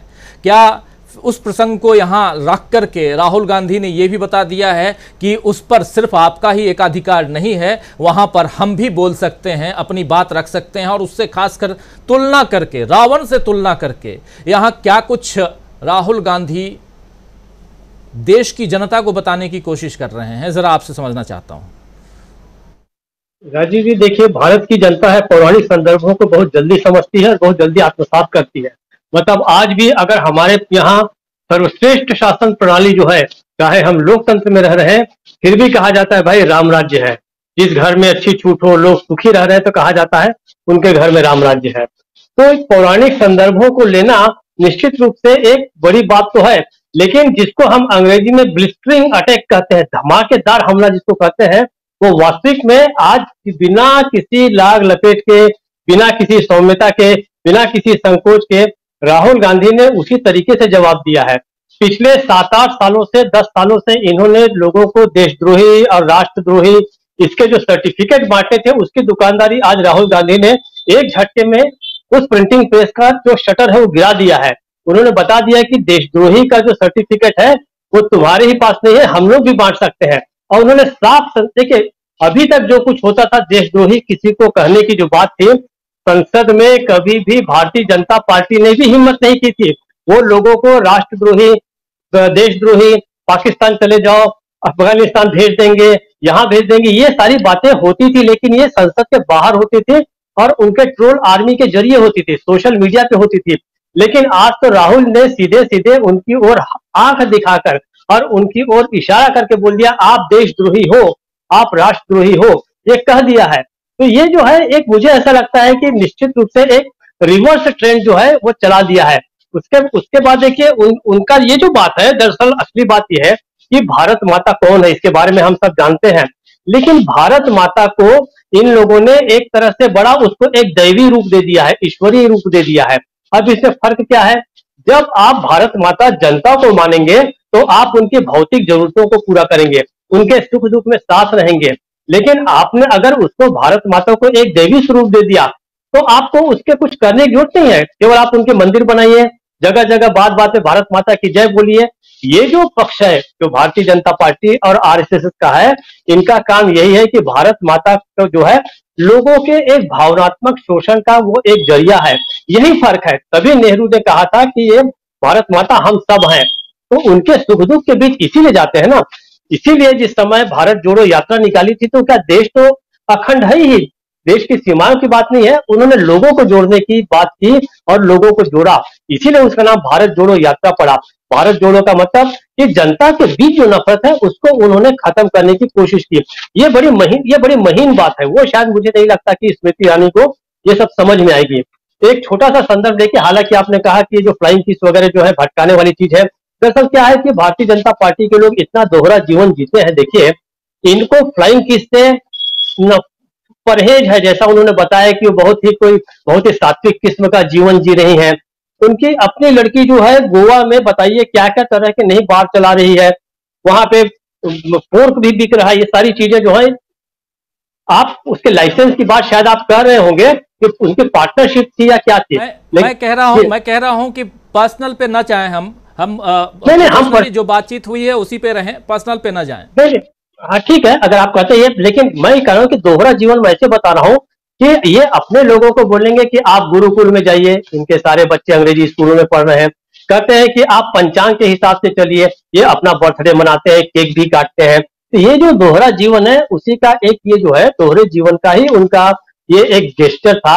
और जो राहुल गांधी ने जो फ्लाइंग किस वाला किया, ये अभी विवादास्पद है, इस पे नहीं पहुंचे, लेकिन उसके पीछे मुझे ऐसा लगता है ये जो चिट्ठी दी गई है, ये चिट्ठी शायद कल सुबह उठाई जा सकती है और इसको लेके ही हंगामा होगा, मेरा ऐसा एक ख्याल है। ये चिट्ठी का उपयोग शायद कल सवेरे हंगामा करने के लिए हो सकता है, ऐसा मेरा एक मानना है राजीव जी। तो वो चिट्ठी जो है वो इसके लिए भी दी गई होगी राजीव जी। जी बिल्कुल हो सकता है कि ये चिट्ठी दी गई होगी। हालांकि आज जैसा अमित शाह जी जितना लंबा भाषण दे रहे थे तो लग रहा था कि अब इसके बाद प्रधानमंत्री नरेंद्र मोदी जी को आने की ज़रूरत ही नहीं है। और जैसा पहले कह चुके हैं लोकसभा अध्यक्ष भी कि जिसका डिपार्टमेंट है वो अपनी बात यहाँ रख रहा है, यानी कि होम मिनिस्ट्री अपनी बात रख रहा है, तो फिर प्रधानमंत्री की डिमांड आप क्यों कर रहे हैं। तो यहाँ हो सकता था, हम तो यही उम्मीद में थे कि आज ही अनिश्चित काल तक के लिए लोकसभा को स्थगित कर दिया जाएगा, लेकिन कल तक के लिए स्थगित किया गया है। मतलब प्रधानमंत्री कल आ सकते हैं, ऐसी उम्मीद हम रखें, क्योंकि प्रधानमंत्री का भाषण भी सुनना बहुत ज़रूरी है। अगर प्रधानमंत्री आकर भाषण देते हैं तो 3 दिन, कल का दिन और आज का दिन, 2 दिन तो हम लोगों ने देखा कि प्रधानमंत्री नहीं थे। चाहे राहुल गांधी भाषण दे रहे थे तब, और चाहे अमित शाह ने भाषण दिया या स्मृति ईरानी ने भाषण दिया और तमाम सत्ता पक्ष के लोगों ने भाषण दिया, उसमें भी प्रधानमंत्री नजर नहीं आए, कहीं नहीं थे, आज थे भी नहीं प्रधानमंत्री। कल रहें अगर तो अच्छी बात है। और लेकिन चर्चा जो हम कर रहे हैं वो राहुल गांधी के भाषण की चर्चा कर रहे हैं। राहुल गांधी ने बहुआयामी भाषण दिया है, उसमें अलग अलग आयाम उसके हैं, अलग अलग एंगल्स उसके हैं। उस एंगल्स को टटोलने की कोशिश हम कर रहे हैं। हम पत्रकार हैं, आप जानते हैं, और पत्रकारों में जब एक एंगल की बात बहुत ज्यादा होती है कि किस एंगल से कौन सी खबर को चलाई जाए, बढ़ाई जाए, दिखाई जाए और छापी जाए, तो यहां पर राहुल गांधी के एंगल को हम टटोलने की कोशिश कर रहे हैं और समझने की कोशिश। प्रशांत अमलेंदु जी, आपसे समझना चाहता हूं कि राहुल गांधी के इन बहुआयामी मल्टी एंगल अगर वो देखा जाए भाषण, जिसमें वो न कहते हुए भी शुरुआत करते हैं और सीधे अडानी की बात करते हैं और कहते हैं कि अध्यक्ष महोदय मेरे कारण आपको तकलीफ हुई, उसके लिए मैं माफी चाहता हूं। पिछली बार मैंने अडानी का नाम ले लिया था। चालाकी से इस बार भी वो अडानी का नाम लेते हैं, बहुत चालाकी से, लेकिन उनसे ज्यादा चालाक आसंदी पे बैठे हुए हमारे माननीय अध्यक्ष महोदय निकले कि जब फोटो दिखा रहे थे राहुल गांधी, अडानी और मोदी जी के रिश्तों का जो तस्वीर लेके आए थे, तो उन्होंने कहा कि पहले बोला था ये नहीं दिखाना, नहीं लाने का, यहां क्यों लाए, लेकिन दिखाया नहीं गया, वो चेहरा नहीं आया। ये जरा समझना चाहता हूं इस एंगल को आपके जरिए। देखिए राजीव जी, एक तो इस एंगल पे कल ही हमारे जो स्पीकर साहब हैं वो कह चुके थे सदन में कि भाई कैमरे का जो है बटन मेरे हाथ में नहीं रहता है, उसकी व्यवस्था है आप लोगों ने बनाई है, तो वो बटन मेरे हाथ में नहीं है। तो कैमरे से तो जो पल्ला झाड़ चुके हैं ओम बिरला साहब कल ही अपना, कि कैमरा उनके नियंत्रण में नहीं है, और वो कैमरे का प्रेम है कि वो जो है ज़्यादातर जो है उन्हीं के ऊपर रहता है। अब ये कैमरे का प्रेम है उनके प्रति जो उनकी तरफ ज़्यादा रहता है, अब उसमें बेचारे क्या कर सकते हैं बिरला साहब जी ऊपर मिला के। तो ये है। दूसरी जो सबसे बड़ी बात है कि आज राहुल गांधी आए, जिस तरीके से सदन में आए और जिस तरीके से उन्होंने हमले किए आज, मुझे लगता है कि पूरा दिन जो है भारतीय जनता पार्टी उससे बिलबिलाती रही बहुत बुरी तरीके से। और आप देखिए कि उनके हमले का ये असर था कि अमित शाह जी जब आते हैं और जिस ताबड़तोड़ तरीके से हमले करते हैं, तो अमित शाह जी आज हमले तो कर रहे थे मगर वो ताबड़तोड़ जो जिस तरीके से होते हैं वो हमले नहीं थे अमित शाह जी के। लंबा भाषण दिया अमित शाह जी ने, बहुत लंबा भाषण दिया, लेकिन उस भाषण में भी वो उस तरीके से हमले नहीं थे जिस तरीके से पहले होते रहे। और स्मृति ईरानी तो बिल्कुल ही फेल हो गई, एकदम मतलब कहा जाए कि एकदम आउट ऑफ कॉन्टेक्स्ट चली गई। अब वो जाकर के घोषणा पत्र जो मतलब जो पीआईबी का एक अधिकारी जो कर सकता है जिस काम को, उसको जो थी वो खड़े होकर के सदन में स्मृति ईरानी कर रही थी। मतलब अविश्वास प्रस्ताव पे बोलते समय बहुत अच्छे तरीके से सरकार की बात को जो रखा जा सकता था और विपक्ष को घेरा जा सकता था, तो वो स्मृति ईरानी उसमें बुरी तरीके से फेल हुई कुल मिलाकर के। और लगा जैसे कि सरकार की कोई पीआरओ जो है वो सदन में खड़े होकर के भाषण दे रही हैं। तो ये कुल मिला के आज जो थी वो सरकार की स्थिति थी। दूसरा जो राहुल गांधी ने जो हमले किए, जैसे आपने भी कहा कि भाई अडानी का नाम ना लेकर के भी उन्होंने एक नाम ले दिया अडानी का, और ये भी कह दिया कि भाई आपको घबराने की आवश्यकता नहीं है। यानी ये बता दिया उन्होंने कि घबराहट जो भारतीय जनता पार्टी को किससे होती है। और ये 2 बार जाहिर हुआ राजीव जी अविश्वास प्रस्ताव के दौरान। एक तो कल हुआ जब गौरव गोगोई रख रहे थे अविश्वास प्रस्ताव को, तो जैसे ही उन्होंने एक कंपनी के मालिक कहा तो भारतीय जनता पार्टी की तरफ से हल्ला लगा। तो उन्होंने कहा भी कि भाई जब मैंने प्रधानमंत्री के ऊपर हमला किया, मैंने गृहमंत्री के ऊपर हमला किया, एमओएस के ऊपर हमला किया, आपको कोई परेशानी नहीं हुई, लेकिन मैंने जैसे ही एक कंपनी के मालिक का नाम लिया आपकी तरफ से हल्ला शुरू हो गया। तो आखिर ये रिश्ता क्या कहलाता है। तो भारतीय जनता पार्टी जो है वो अडानी के साथ अपने रिश्ते जो है वो खुद साबित करती है, किसी और को करने की आवश्यकता होती ही नहीं।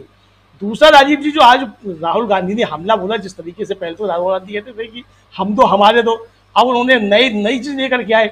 उन्होंने कहा कि प्रधानमंत्री जो किसी की सुनते ही नहीं, सिर्फ 2 लोगों की सुनते हैं, एक अमित शाह की, दूसरे अडानी की। और उससे पहले उन्होंने रामायण का प्रसंग दिया मेघनाथ और कुंभकर्ण की। तो इसमें कुंभकर्ण कौन है और मेघनाथ कौन है इसको समझा जा सकता है। जिसको जो अपना अंदाज लगाना वो अपना अंदाज लगा ले। बहरहाल राहुल गांधी ने इशारे दिए, तो उसमें से एक ने जो है जो सदन के अंदर मौजूद रह सकते हैं और जो अपनी बात कह सकते हैं, उन्होंने लगातार मतलब 2.25 घंटे तक अपनी बात रखी है उन्होंने। लेकिन वो भी जो इधर उधर की बातें करते हैं, लेकिन राहुल गांधी ने जिन मसलों पे लेकर के हमला बोला सरकार के ऊपर, उस मसले पर सरकार की तरफ से कोई स्पष्ट जवाब या कोई स्पष्ट बात जो थी वो देखने को नहीं मिली। और पूरी तरीके से सरकार जो थी वो दूसरे मसलों पर उलझी हुई दिखाई दी और दूसरी तरफ खींचने की कोशिश करती दिखाई दी। तो एक तरीके से ये कहा जा सकता है कि राहुल ने जो मादक आज वक्तव्य दिया राजीव जी, जो हम कह भी रहे हैं कि राहुल का तीर निशाने पे, तो निश्चित तौर पे ये तीर जो है निशाने पे लगा है और नाभि पे ही लगा है जहाँ पे अमृत जमा हुआ था। ऐसा आप कह सकते हैं कि राहुल गांधी का तीर जो है वो उस नाभि पे जाके एक जगह है जहाँ पे अमृत जमा हुआ था।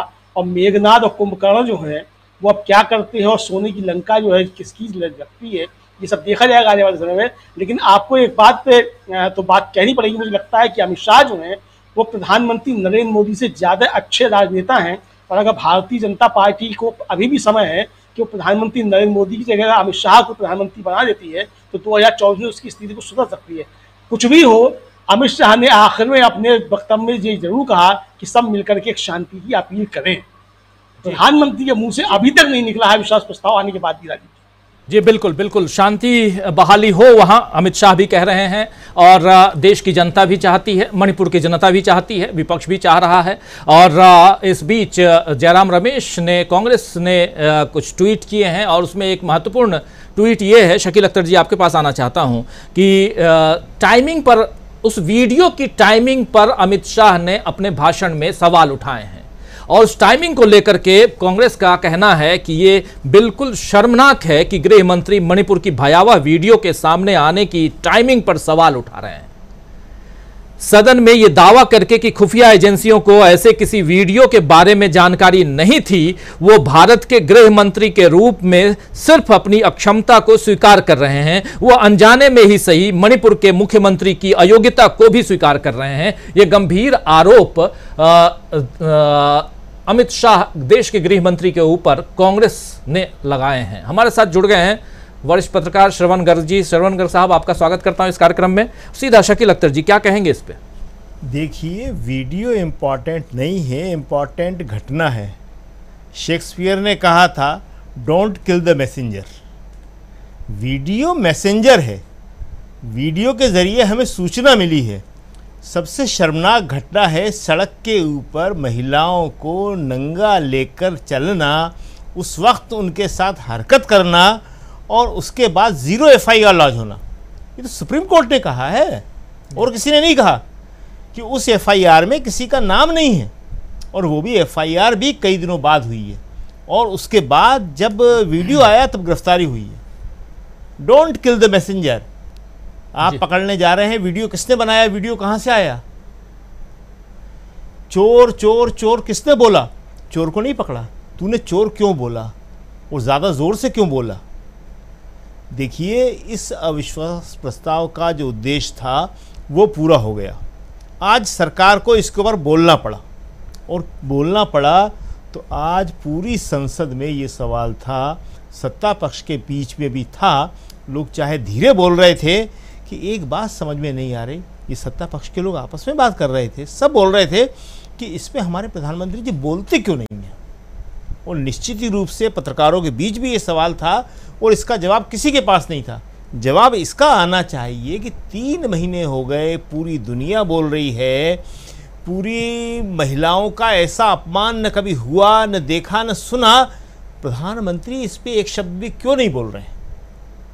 आज आप कह रहे हो कि हम शांति की अपील करेंगे। अरे आज करेंगे, 200 लोग मर गए वहाँ पे बाकायदा गृह युद्ध हो रहा है, लेबनान लीबिया जैसा हो रहा है। वहाँ पे अमेरिका कह रहा है कि मेरे मदद की ज़रूरत है, वहाँ पे यूरोपियन यूनियन कह रही है कि हम मदद करें। और आज के भाषण में राहुल ने एक बहुत इंपॉर्टेंट बात कही है। राहुल ने क्या कहा? राहुल ने कहा कि वहाँ सेना इस गृह युद्ध को, इस हिंसा को रोक सकती है, लेकिन प्रधानमंत्री जी आपने सेना का भी इस्तेमाल नहीं किया।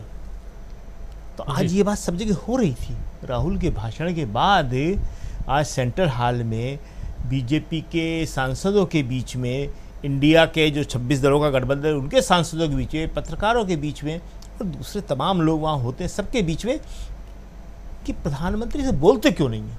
और हम आपको बताएं कि इसका जवाब किसी के पास नहीं था जी। तो ये एक बहुत बड़ा क्वेश्चन है जिसका जवाब अगर कल प्रधानमंत्री आएंगे तो शायद वो दें कि उन्होंने क्यों नहीं बोला था और क्यों ये हिंसा इतने दिनों तक जारी रही। और दूसरी बात जो है वो बहुत इम्पॉर्टेंट है, कल प्रधानमंत्री आएंगे, जैसा कि उम्मीद है आना चाहिए, उनको जवाब देना है कल।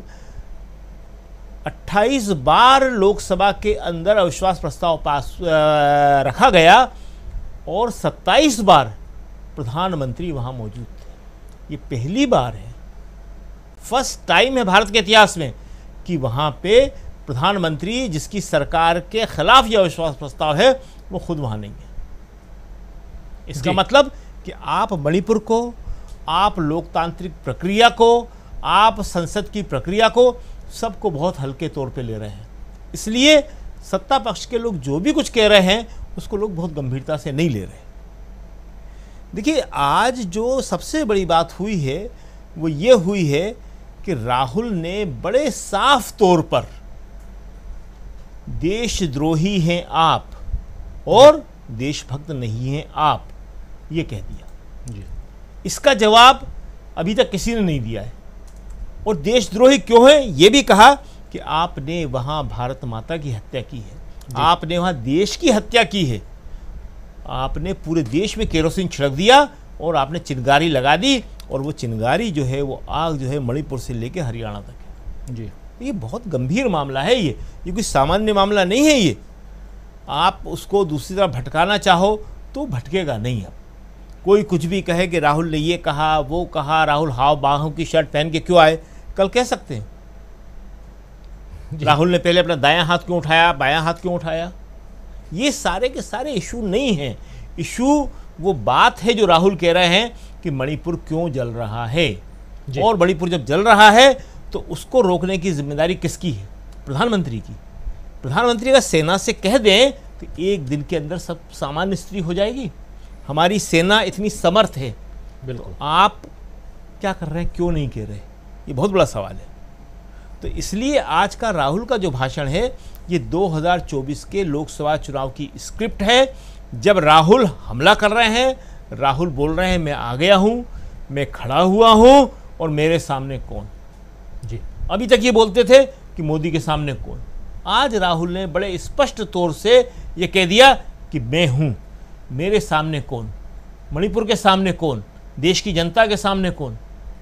भारत माता का हमारे सारे साथियों ने बहुत अच्छी तरह से विश्लेषण किया और बताया। सही बात है, भारत माता हमारे देश की जनता है, इसके अलावा इसका कोई और हो नहीं सकता। जो आप एब्स्टर्ड बता रहे हैं, जो आप अमूर्त चित्रण कर रहे हैं, वो भारत माता नहीं हो सकती है। भारत माता कोई अमूर्त नहीं है, भारत माता मूर्त है, सामने दिखती है देश की गरीब जनता।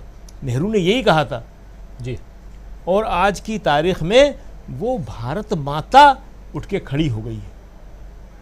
हरियाणा में जो आग लगी है, वो आग जो है देश के दूसरे हिस्सों में भी लगाने की तैयारी हो रही है, और 2024 तक ये लगातार कोशिश होगी।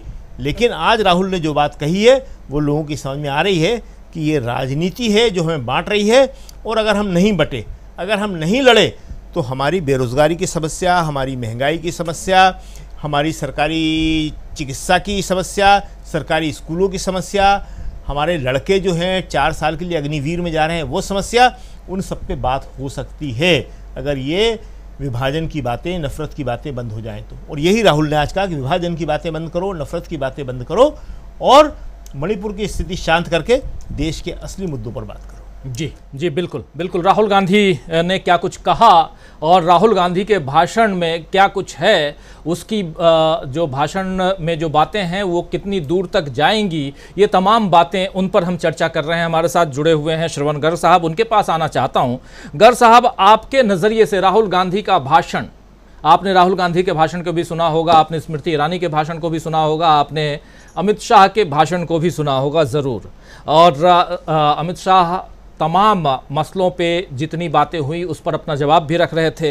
लगभग 2 घंटे से ज़्यादा वो बोले, और उनके पास समय भी है, बीजेपी के पास 6 घंटे से ज़्यादा का वक्त है। उस हिसाब से भी राहुल गांधी ने जो बातें रखी हैं, जो कही हैं, उसमें एक महत्वपूर्ण बात जो यहाँ अभी शकील अख्तर जी कह रहे थे, एक देशद्रोही वाले शब्द को भी लेके आए हैं, वो रामायण के प्रसंग को भी लेके आए हैं, और वो राहुल गांधी फिर से अदानी के मामले को भी लेके आए हैं। वो तमाम मसले एक छोटे से भाषण में, अमित शाह जी के, स्मृति ईरानी जी के सामने, बहुत छोटा भाषण कहा जाए क्योंकि मात्र 37 मिनट का भाषण था, और उसमें मात्र 40 मिनट और 40% से भी कम समय राहुल गांधी को कैमरे पर दिखाया गया, स्क्रीन पर दिखाया गया, बाकी समय वो दिखे भी नहीं, बोल रहे थे इतना। आपकी पहली प्रतिक्रिया, क्या कुछ आप देखते हैं इस भाषण से, कहाँ क्या कुछ नज़र आता है?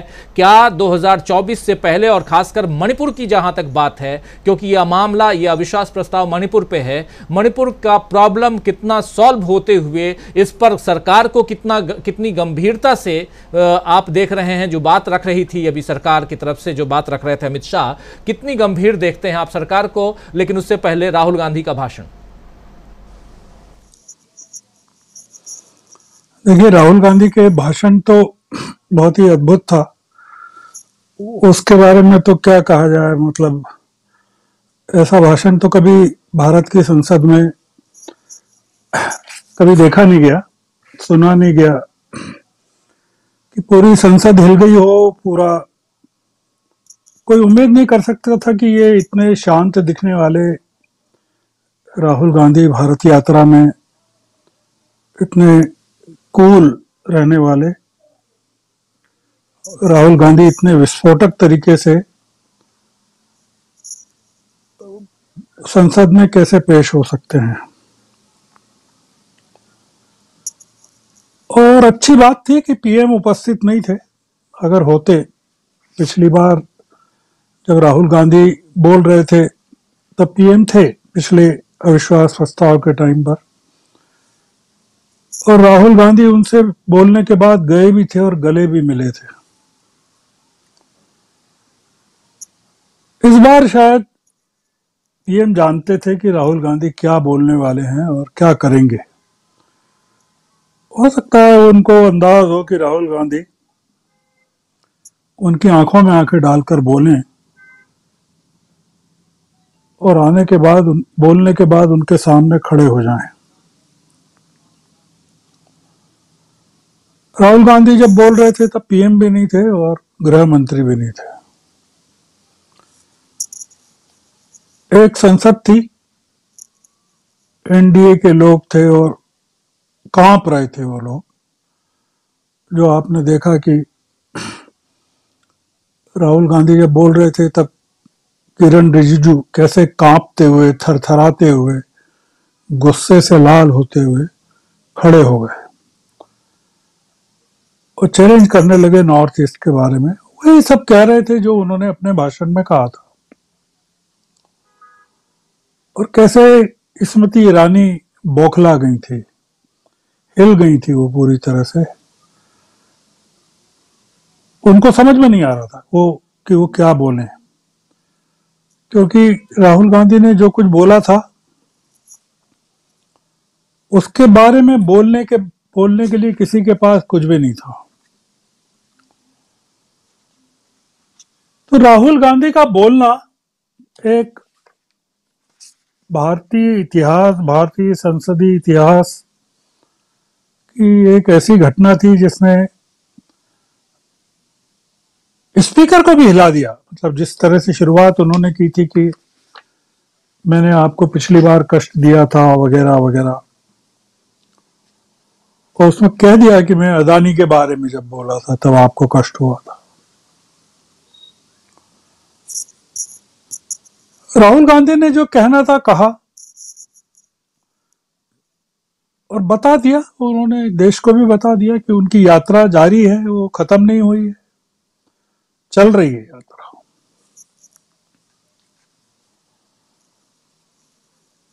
एक जो पूरा मुद्दा जो खड़ा होता है राजीव जी, वो ये होता है कि अविश्वास प्रस्ताव का जिस तरह से आज समापन हुआ उसका क्या निष्कर्ष है? क्या अविश्वास प्रस्ताव सफल हो गया? क्या जवाब मिल गया अविश्वास प्रस्ताव में? जो गौरव गोगोई ने पूछे थे उसके उत्तर मिल गए देश को? कौन जीता इसमें अविश्वास प्रस्ताव में? या अब प्रधानमंत्री के पास बोलने के लिए क्या बचा है? 2 घंटे के भाषण में 1 घंटा 20 मिनट तो देश के गृह मंत्री नरेंद्र मोदी जी का गुणगान करते रहे, उनका यशोगान करते रहे, उनको युगांतरकारी प्रधानमंत्री बताते रहे, उनकी उपलब्धियां गिनाते रहे, और जवाहरलाल नेहरू से लगाकर मनमोहन सिंह तक प्रधानमंत्रियों का, सरकारों का मजाक उड़ाते रहे और सब लोग सुनते रहे, विपक्ष भी सुनता रहा। मैं कह नहीं सकता कि जब वो इस तरह से विपक्ष को और पूर्व प्रधानमंत्रियों को अपमानित कर रहे थे तब राहुल गांधी होते मौजूद तो उनकी क्या प्रतिक्रिया होती या होना चाहिए थी। पर किस तरह से अंत हुआ पूरे घटनाक्रम का, वो थोड़ा समझने की बात है।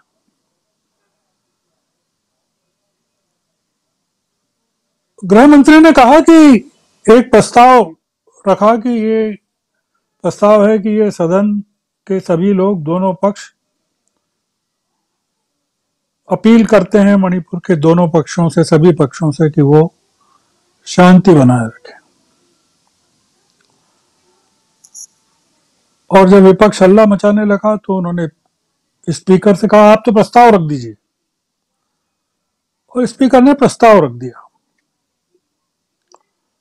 हमको अभी पता नहीं है कि उस प्रस्ताव का औपचारिक निराकरण क्या हुआ। उद्देश्य यह है कि विपक्ष को नीचा दिखाना। ये मणिपुर, उन्होंने कहा भी गृह मंत्री ने कि ये भड़का रहे हैं, विपक्ष भड़का रहा है, वहां आग लगा रहा है। उन्होंने कहा कि राहुल गांधी से कहा था कि वो हेलीकॉप्टर का उपयोग करें, पर उन्होंने किया नहीं, रोड से गए। अगले दिन फिर गए। उन्होंने कहा कि वो जो वीडियो था 4 तारीख का, वो चुनाव के ठीक पहले क्यों सामने आया।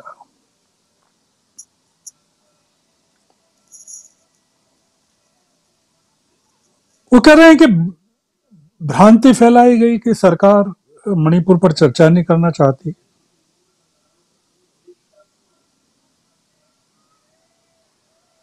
वो कह रहे हैं कि घटना शर्मनाक है मणिपुर की, पर उस पर राजनीति उससे ज्यादा शर्मनाक है, गृह मंत्री कह रहे हैं। आप क्या मानते हैं इस पूरे घटनाक्रम को? क्या विपक्ष की कोई जीत हो गई इसमें? गृह मंत्री डांट रहे हैं अधीर रंजन जी को, बैठ जाइए आप, आपको तो आपकी पार्टी ने भी बोलने के लिए नहीं कहा, और स्पीकर से कह रहे हैं कि भाई इनको हमारे उसमें से टाइम दे दीजिए।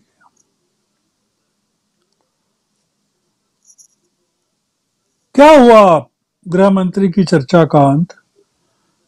उन्होंने देश से अपील की कि नरेंद्र मोदी को 5 साल का कार्यकाल और दीजिए।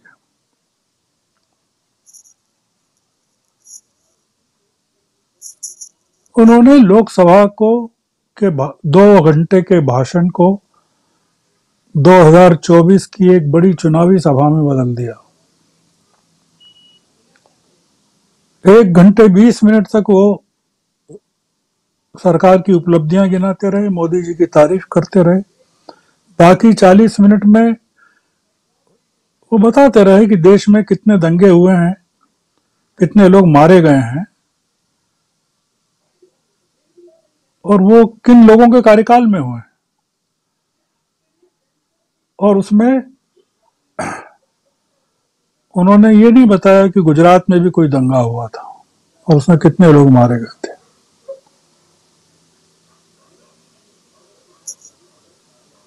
और उन्होंने पूछा कि पिछले जितनी घटनाएं हुई, या मणिपुर में भी इतना हुआ, नॉर्थ ईस्ट में भी हुआ, तो कभी किसी प्रधानमंत्री ने कभी कोई जवाब नहीं दिया। गृह मंत्री देते रहे पूरे।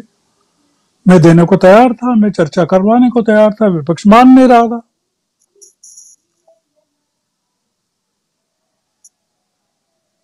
आप क्या मानते हैं इसमें? क्या विपक्ष की जीत हो गई है?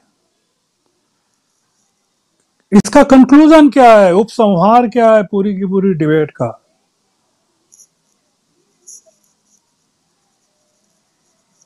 देश के गृह मंत्री ने मणिपुर की पूरी एक चीज का जवाब नहीं दिया। उन्होंने नहीं बताया कि पीएम क्यों चुप रहे। उन्होंने ये नहीं बताया कि पीएम गए क्यों नहीं। उन्होंने कहा कि एकमात्र प्रधानमंत्री हैं जो 50 से अधिक दिनों बार नॉर्थ ईस्ट गए। उन्होंने ये जवाब नहीं दिया कि 100 दिनों में जब मणिपुर जल रहा था तो एक बार भी क्यों नहीं गए? उन्होंने ये नहीं जवाब दिया कि एन बीरेन सिंह को क्यों नहीं हटाया गया।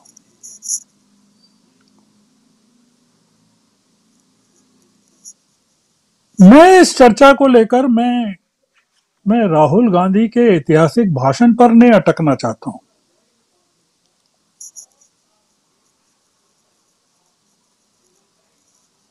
राहुल गांधी के भाषण का एक इंच भी, एक टुकड़ा भी गृह मंत्री ने जिक्र नहीं किया अपने उत्तर में। उन्होंने जिक्र क्या किया? दोनों गलत किए, दोनों गलत कि वैक्सीन का, कोरोना की वैक्सीन का उन्होंने विरोध किया, जबकि उन्होंने विरोध किया ही नहीं कभी, कोई प्रमाण नहीं है। वो पूछ रहे थे कि उस कलावती को मदद तो मोदी जी ने की, जिस कलावती को वो ढूंढ के लाए थे। जिस कलावती की मदद की मोदी जी ने वो बुंदेलखंड की है। जो कलावती राहुल गांधी ढूंढ के लाए थे वो महाराष्ट्र की थी, और वो अभी भारत जोड़ो यात्रा में 14 साल बाद फिर मिली थी, और राहुल गांधी ने उनकी पूरी मदद की। देश की संसद का उपयोग झूठ बोलने के लिए किया गया। देश की संसद का उपयोग पूर्व प्रधानमंत्रियों को अपमानित करने के लिए किया गया। देश की संसद का उपयोग विपक्ष को भ्रष्टाचारी, परिवारवादी, तुष्टीकरण की राजनीति करने वाला बताया गया।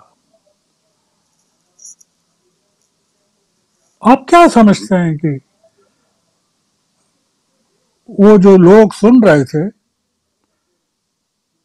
उनके मन पर क्या असर पड़ा है इस पूरी बातचीत का, जो पूरे के पूरे 2 दिन हुए? और ये जो प्रस्ताव अगर पारित हो गया है, अपील हो गई है विपक्ष की तरफ से भी, मान लीजिए, तो फिर बचता क्या है मणिपुर को लेकर? कल के लिए विपक्ष के पास क्या बचता है कहने के लिए? सरकार कहेगी कि आपने कहा है कि अब हम अपील करते हैं, चैप्टर क्लोज।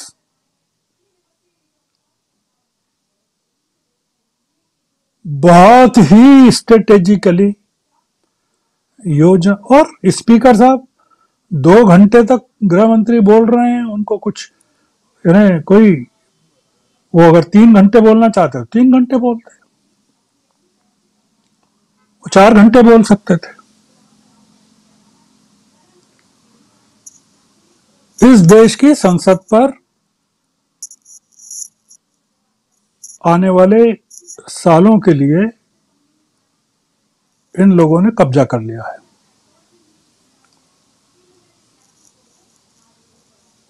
मैं ये जो पूरा मैं देख रहा हूं पिछले 2-3 दिन से, 4 दिन से, मैं कोई बहुत, मेरे मन में कोई प्रसन्नता का भाव नहीं है। राजीव जी, आप माफ कर सकते हैं मुझे। मैंने तो अभी ज्वाइन करके सिर्फ शकील साहब को ही सुना है और ये अमलेंदु जी को सुना। तो ये जो कह रहे हैं, इनके मन में जो आशाएं हैं या जो कह रहे हैं, मेरे मन में थोड़ा सा, मैं थोड़ा ऑब्जेक्टिवली जो देख रहा हूं उसमें मुझे लग रहा है कि चैलेंजेस ज्यादा हैं, चुनौतियां ज्यादा हैं, कुछ खतरे ज्यादा हैं। ये लोग काफी आक्रामक तरीके से पेश आ रहे हैं और ये इनकी आक्रामकता बढ़ेगी। उन्होंने बता दिया है कि हमने मणिपुर के मामले में क्या क्या किया है, कितने लोगों को पकड़ लिया है, कौन सी समितियां बना दी हैं, कैसे जांच कर दी है, क्या क्या कर रहे हैं, सब बता दिया। तो अब आप क्या कहेंगे? तो थोड़ा सा मुझे शायद ये जो हुआ उसको और सिंक करने में हो सकता है थोड़ा टाइम लगे समझने में। गर्ग साहब, जरा आवाज नहीं जा रही है मेरी शायद। हाँ, गर्ग साहब आप बिल्कुल सही समझे हैं और सही पकड़े हैं। जो आप बात यहाँ रख रहे हैं वो बहुत इंपॉर्टेंट बात है। उस बात को अब हम आगे बढ़ाएंगे भी, समझने की कोशिश करेंगे। पहले उसमें हम समझना चाह रहे थे कि राहुल गांधी के भाषण को किस रूप में, किस हिसाब से देखा जाए। क्या राहुल गांधी उस चीज़ को, उस बात को देश के आवाम तक, जनता तक पहुंचा पाए हैं जो राहुल गांधी या विपक्ष या इंडिया गठबंधन पहुंचाना चाहता था? तो उस पर हम चर्चा कर रहे थे। उसके बाद आगे अब क्या कुछ, सत्ता पक्ष क्या कुछ दे रहा है? प्रधानमंत्री नरेंद्र मोदी के भाषण से पहले, कल उनका भाषण है, लेकिन उससे पहले गृह मंत्री का आज 2 घंटे से ज़्यादा का भाषण, उससे पहले स्मृति ईरानी का भाषण और तमाम सत्ता पक्ष के लोगों का भाषण जो है वो क्या कुछ कहता है, इस पर हम अपना जो आप विचार रख रहे थे, बहुत इंपॉर्टेंट विचार आप रख रहे थे कि आखिर मणिपुर को हासिल क्या हुआ। सबसे बड़ा सवाल, मणिपुर के जरिए इस देश को हासिल क्या हुआ? अब एक सवाल आएगा कि आप मणिपुर की बात कर रहे थे, हमने मणिपुर की चर्चा कर ली, आप हमारे खिलाफ अविश्वास प्रस्ताव लेके आए, हम अविश्वास प्रस्ताव पर भी चर्चा कर लिए, हमारे पक्ष में सदन में अविश्वास प्रस्ताव आपका गिर गया, ये भी बातें हो जाएंगी। इसके बाद आगे क्या? मणिपुर होता रहेगा, हरियाणा होता रहेगा, नूह होता रहेगा, कोई ट्रेन में चलकर के किसी और को मारता रहेगा?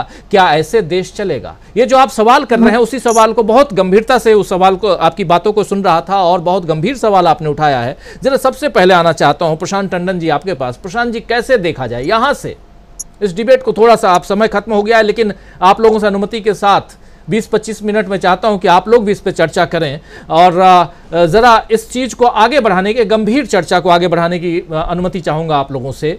और सबसे महत्वपूर्ण बात कि यहाँ से हासिल क्या हुआ? राहुल गांधी ने एक नींव तभी रख दी थी जब वो भारत जोड़ो यात्रा पे गए थे।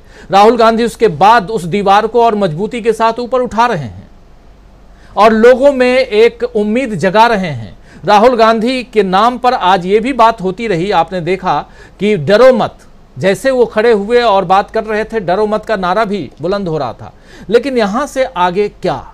ये सवाल बहुत वाजिब सवाल है। प्रशांत जी, एक सवाल उठाए और उन सवालों के जवाब बहुत आसान नहीं है, लेकिन फिर भी एक बात जो आती है, देखिए देश का सिनेरियो देखिए क्या है। हरियाणा में क्या हो रहा है, मणिपुर में क्या हुआ, मुंबई जयपुर ट्रेन में 3 बोगियों में उस आरपीएफ के जवान ने ढूंढ कर मुस्लिम लोगों को हत्या की। उसको कहा गया कि वो पागल है, उसको पागल किया गया नफरत के इंजेक्शन दे देकर, मीडिया के जरिए, व्हाट्सएप के जरिए। तमाम पिछले 8-9 साल से हम देख रहे हैं, सारी घटनाओं को मैं यहाँ पे लिस्ट नहीं कर सकता हूँ। इतनी घटनाएं नफरत के आधार पर की गई हैं, हत्याएं की गई हैं, दलितों की गई हैं, मुसलमानों की गई हैं, चर्च जलाए गए हैं, आदिवासियों की हत्याएं हुई हैं। तो ये बहुत कुछ हुआ है। मीडिया जिस तरह बिक गया है, बार बार ये बात यहाँ पे आ रही है आपके डिबेट में कि ब्यूरोक्रेट्स का एक सिंडिकेट बन गया है जो रिटायर नहीं हो रहे हैं, एक्सटेंशन पे एक्सटेंशन मिले जा रहा है, एजेंसियों का दुरुपयोग है, इलेक्शन कमीशन सरकार का डिपार्टमेंट बन गया है, सुप्रीम कोर्ट या जुडिशरी में भी दबाव है बहुत। तमाम सारी बहुत ही दिल जला देने वाली और बहुत नकारात्मक माहौल इस देश में है। लेकिन इसका निराकरण क्या है, सोल्यूशन क्या होगा?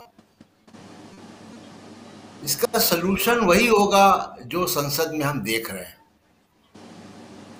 राहुल गांधी मणिपुर को शांत नहीं कर सकते, लेकिन राहुल गांधी के भाषण से देश में एक राय बनती है और बहुत से लोगों की राय बनती है, तो जाहिर सी बात है कि वो मणिपुर को राहत देगा, क्योंकि वो राय सरकार के ऊपर दबाव बनाएगी। अगर सरकार पे दबाव नहीं बनाएगी तो संस्थाओं पे दबाव बनाएगी। अभी देखा हमने कि इस दबाव का असर क्या होता है। तमाम फैक्ट फाइंडिंग गई, मीडिया में रिपोर्ट आई, हम लोग यहाँ पे डिबेट करते हैं, क्या इसका असर? कुछ नहीं होता। इसका असर ये होता है कि सुप्रीम कोर्ट उसको सुओ मोटो लेता है। सुप्रीम कोर्ट 3 फॉर्मर जजेस की कमेटी बनाता महिलाओं की। सुप्रीम कोर्ट जांच एजेंसी के ऊपर अपना चुनाव एक अधिकारी बनाता है। तो ये एक संकेत है कि जब ये मामले बढ़ते हैं, सड़कों पे बातें होती हैं, मीडिया में बातें होती हैं, एक आम राय बनती है, तो देश की जो लोकतांत्रिक संस्थाएं हैं, जो सामाजिक संस्थाएं हैं, वो जागृत होती हैं और उनके जागने से संस्थाएं काम करती हैं। मैं ये मानता हूँ राजीव जी कि अभी थोड़ी सी शर्म, थोड़ा सा आंखों में पानी अभी बचा हुआ है। इन सब के बावजूद मुझे उम्मीद है कि इस तरीके के अगर ये बातें उठती हैं, अगर जनता में बातें आती हैं, मोबिलाइजेशन राय बनती है, मीडिया बोलता है, तमाम सारे संस्थाएं बोलती हैं, तो असर होता है। इसलिए मैं मान रहा हूं कि जो पार्लियामेंट में 2 दिन से हो रहा है वो बहुत आवश्यक है। और ये मैं बहुत पहली बार देख रहा हूं राजीव जी, कि बहुत लंबे समय के बाद देख रहा हूं इनफैक्ट, कि संख्या बल होने के बावजूद नैतिक रूप से सरकार विश्वास मत हार गई है। ये एक मैसेज चला गया है बहुत सारे लोगों के बीच में, जो मैं देख पा रहा हूं। तो ये बड़ा एक इम्पॉर्टेंट माइलस्टोन है। और आप देखिए पिछले 3 दिन का भी, अगर पिछले 2 दिन का हिसाब देखिए आप कि विश्वास मत में क्या हुआ। पहले दिन गौरव गोगोई, आज राहुल गांधी, स्मृति ईरानी टेक्निकल फेलियर साबित हुई। अमित शाह, अमरेंदु जी कह रहे थे, मैं उनकी बात से सहमत हो सकता हूं कि मैं कंटेंट पे नहीं जा रहा हूं किस तरीके की बातें उन्होंने की, लेकिन अमित शाह का आज का लहजा एक जिम्मेदार लहजा था बात करने का। संसद की मर्यादा के अंतर्गत उन्होंने बातें की हैं। जाहिर सी बात है कि उनके तमाम सारे फैक्ट और उनके क्लेम्स बहुत डिस्प्यूटेड हैं, लेकिन कोई ऐसी ओछी भाषा का इस्तेमाल नहीं किया और अंत में उन्होंने शांति की अपील भी की। ये अपने आप में अपवाद है इस सरकार में राजीव जी। ये रेखांकित करने वाली बात है कि जिस तरीके के स्पीचेस बाकी लोग देते हैं, आज अमित शाह की स्पीच बहुत संयमित थी। तो मुझे राजीव जी बहुत उम्मीद है कि इस 3 दिन की डिबेट में देश को बहुत कुछ हासिल होगा। और ये अंतिम दिन है सत्र के, उसके बाद से फिर 3 विधानसभाओं के चुनाव है, फिर राजनीति होगी और हम देखेंगे इसका असर क्या होता है। बिल्कुल बिल्कुल, राजनीति होगी इसके बाद। विंटर सेशन से पहले आप जानते हैं कि 5 राज्यों में विधानसभा चुनाव हैं, उसमें से 4 राज्य तो बहुत इम्पोर्टेंट हैं, और जिसमें से 2 राज्य ऐसे हैं जहां कांग्रेस की सरकार है, एक राज्य मध्य प्रदेश जहां बीजेपी की सरकार है, कांग्रेस कहती है कि छीनी हुई सरकार बीजेपी के पास में है, और एक राज्य में केसीआर की सरकार है। और मिजोरम में चुनाव होगा या नहीं होगा, ये भी एक शंका का विषय है। लेकिन उससे पहले कल का दिन बहुत महत्वपूर्ण है। कल प्रधानमंत्री नरेंद्र मोदी का भाषण है, जैसा अभी तक कहा जा रहा है। लेकिन आना चाहता हूं प्रोफेसर रविकांत जी, कैसे देखते हैं आप, यहाँ से क्या हासिल हुआ और एक उम्मीद की किरण क्या राहुल गांधी ने यहाँ दिखा दी है कि हाँ कुछ उम्मीद बाकी है, ये माना जाए? देखिए राजीव जी, अमित शाह ने जो आज बोला वो जाहिर तौर पर उस झूठ पर पर्दा डालने वाला था। और जो अभी गर्ग साहब ने कहा कि बड़ी चालाकी के साथ अमित शाह ने उन तमाम बातों का जिक्र किया कि जिसका संबंध राहुल गांधी के भाषण से था ही नहीं। अमित शाह का भाषण विशुद्ध चुनावी भाषण था, जो उनके समर्थकों के लिए, उनके आईटी सेल के लिए और गोदी मीडिया के लिए वो पूरा तैयार किया गया था। बावजूद इसके राहुल गांधी के सवाल लोगों के जेहन में कौंधते रहेंगे। राहुल गांधी ने जो आज मणिपुर के बारे में बोला, जो ये बोला कि वहां भारत मां की हत्या हुई है, जो जिक्र उन्होंने किया कि एक महिला किस तरह से एक मृत बच्चे के साथ वहां बैठी रही, रात भर सोई नहीं और वो बेहोश हो गई, ये सवाल, ये जिक्र और ये दर्दनाक हादसे जिनका वर्णन राहुल गांधी ने किया, क्या ये लोग भूल जाएंगे? मुझे लगता है कि भले ही ये सरकार राहुल गांधी का सवालों का जवाब न दे, और इसीलिए ये सवाल लोगों के जेहन में तैरते रहेंगे। इस हिसाब से मुझे लगता है कि ये जो अविश्वास प्रस्ताव पर चर्चा हुई है वो सार्थक रही है, भले ही उसे आप सफल ना माने या लोगों की नजरों में वो भले ही सफल ना रही हो, लेकिन राहुल गांधी ने एक सार्थक चर्चा की जिसका इस देश के मर्म से लेना देना था। जो उन्होंने कहा कि भारत जोड़ो यात्रा खत्म नहीं हुई है, वो चल रही है। ये सवाल अब भारत जोड़ो यात्रा में भी उठेंगे। जो मणिपुर में राहुल गांधी ने महसूस किया, जो देखा, उसका जिक्र तब भारत जोड़ो यात्रा में भी होगा। तो क्या वहां पे भी अमित शाह जाएंगे भाषण लेकर के अपना, या नरेंद्र मोदी उन सवालों को गायब करने की वहां पे भी कोशिश करेंगे? मुझे लगता है कि अब वो गुंजाइश नहीं रह गई है कि लोग इस बात को समझ रहे हैं कि इन 9 सालों 9.5 साल में उनके साथ हुआ क्या।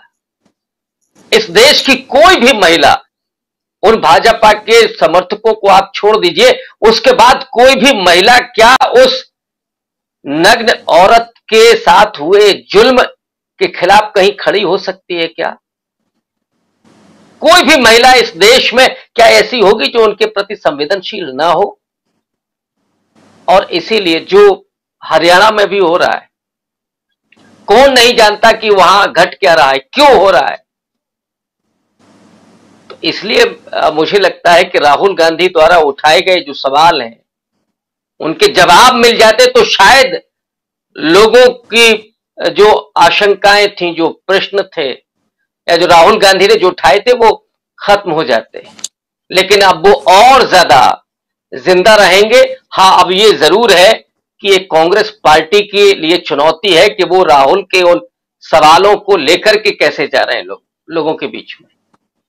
भारत जोड़ो यात्रा में ये सवाल जरूर होंगे और इसीलिए मैं कह रहा हूं कि जो चर्चा हुई है वो सार्थक जरूर हुई है, भले ही अविश्वास प्रस्ताव सफल न रहा, उस पर चर्चा आज भले ही न सफल रही हो, लेकिन सार्थक जरूर रही। सार्थक चर्चा जरूर रही। जरा आपसे भी शकील अख्तर जी, आपसे भी समझना चाहता हूँ, फिर से आऊँगा श्रवण गर्ग साहब के पास में। देखिए राजीव जी, निराशा का कोई कारण नहीं है और चर्चा जो है बहुत सार्थक रही है। सार्थक इसलिए रही है कि सबको मालूम था कि अविश्वास प्रस्ताव पारित नहीं होना है। अविश्वास प्रस्ताव इसलिए नहीं लाया था कि पारित हो जाए, अविश्वास प्रस्ताव इसलिए लाया था कि जनता तक मैसेज पहुंच जाए। और जो सवाल एक सॉल्यूशन का हो रहा है, तो सॉल्यूशन तो एक ही है, जनता को जागरूक करना। और जनता को जागरूक करने की दिशा में ही ये सारी की सारी बातें हैं। सब इस बात को जानते हैं कि 3 महीने से अगर प्रधानमंत्री मोदी जी नहीं बोले तो मोदी जी मणिपुर की समस्या को सॉल्व करना नहीं चाहते। ये कोई छुपी बात थोड़ी है कोई। लेकिन अगर जनता ये समझ जाए कि मणिपुर की समस्या को सरकार ने क्यों पैदा किया और क्यों उलझा रही है, तो सारी समस्याएं हल हो जाएंगी। प्रॉब्लम ये है कि ये सरकार विभाजन की राजनीति करती है, नफरत की राजनीति करती है और मणिपुर में इसने 2 जातीय समुदायों को लड़ा दिया। जनता की समझने की बात यही है कि जब जब हम लड़ेंगे तब तक हमारे जो मूल मुद्दे हैं गरीबी के, बेरोजगारी के, महंगाई के, उन पे बात नहीं होगी, सरकार उनको हल नहीं करेगी। राहुल गांधी यही कहते हैं कि तुमने देश में केरोसिन छिड़क दिया। वो केरोसिन काय का है? वो नफरत का केरोसिन है। वो जी, उस नफरत के केरोसिन में सबकी आंखें बंद हो गई हैं, दिमाग बंद हो गए हैं।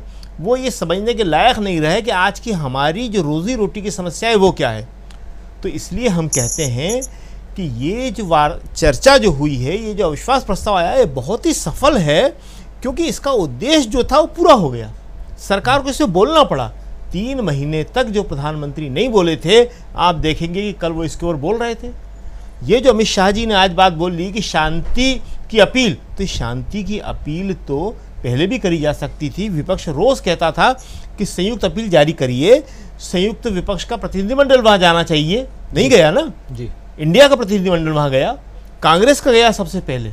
1 महीना जब पूरा नहीं हुआ था तब कांग्रेस की फैक्ट फाइंडिंग टीम वहाँ पहुँच गई थी और उसने आके अपनी रिपोर्ट में दिया था कि वहाँ गृह युद्ध जैसी स्थिति है।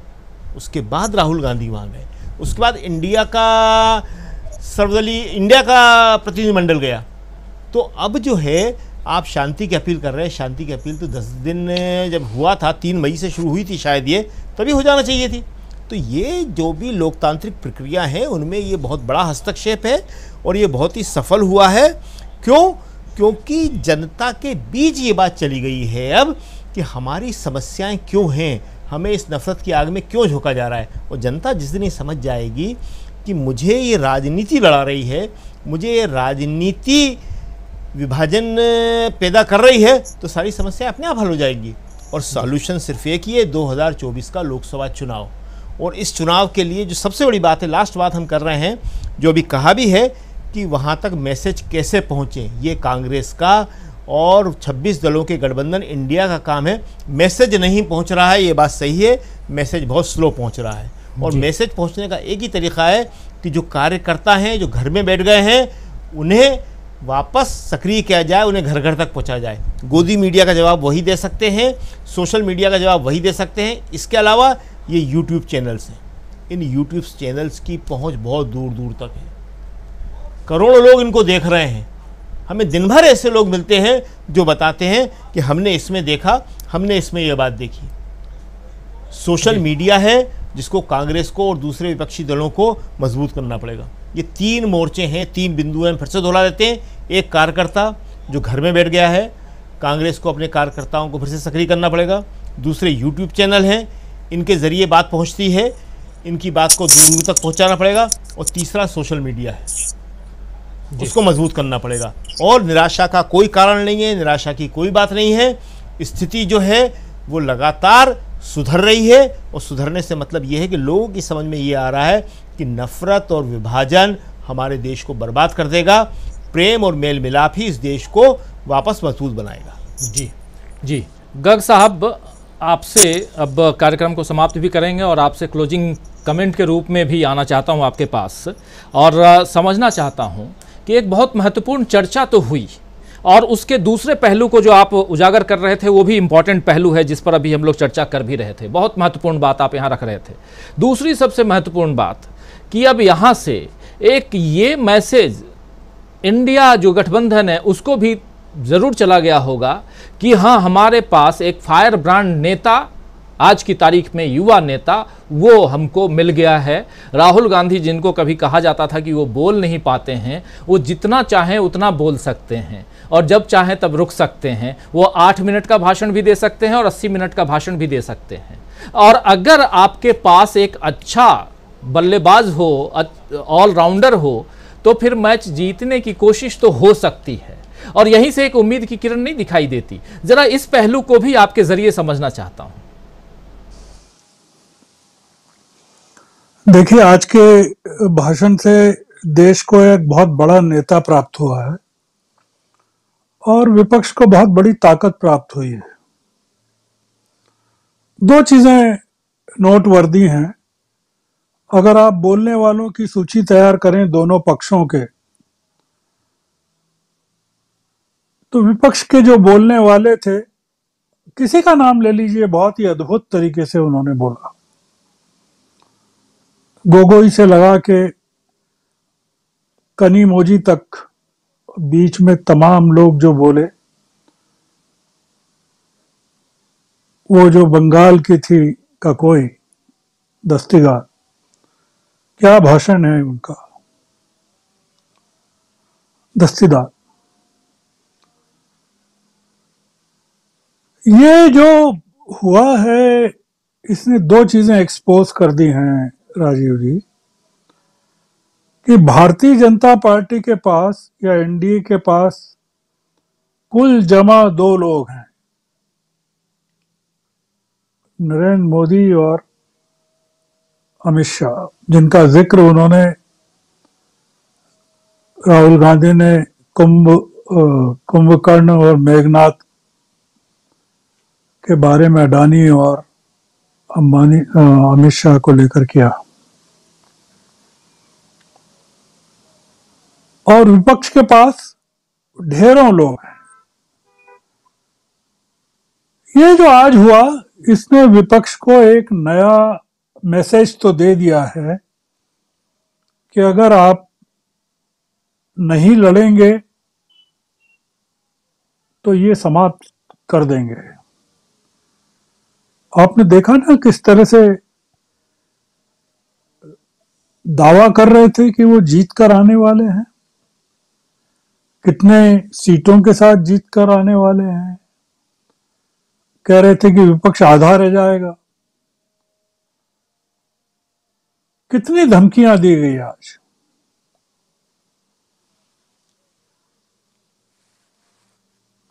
ये कुछ भी कर सकते हैं क्योंकि ये डेमोक्रेटिकली चुनाव नहीं लड़ेंगे। आप इसको डेमोक्रेटिकली लड़ना चाहते हैं, आप कह रहे हैं कि ये लोकतंत्र की जीत है। उनका लोकतंत्र में यकीन नहीं है। अविश्वास प्रस्ताव ने 2024 की लड़ाई का एजेंडा सेट कर दिया है।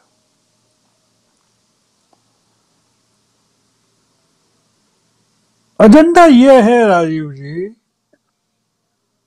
कि क्या मणिपुर की व्यथा देश की व्यथा, जैसा राहुल गांधी जी ने कहा कि मेरी एक माँ यहां बैठी है और भारत माँ की वहां हत्या की गई है, एक माँ की वहां हत्या की।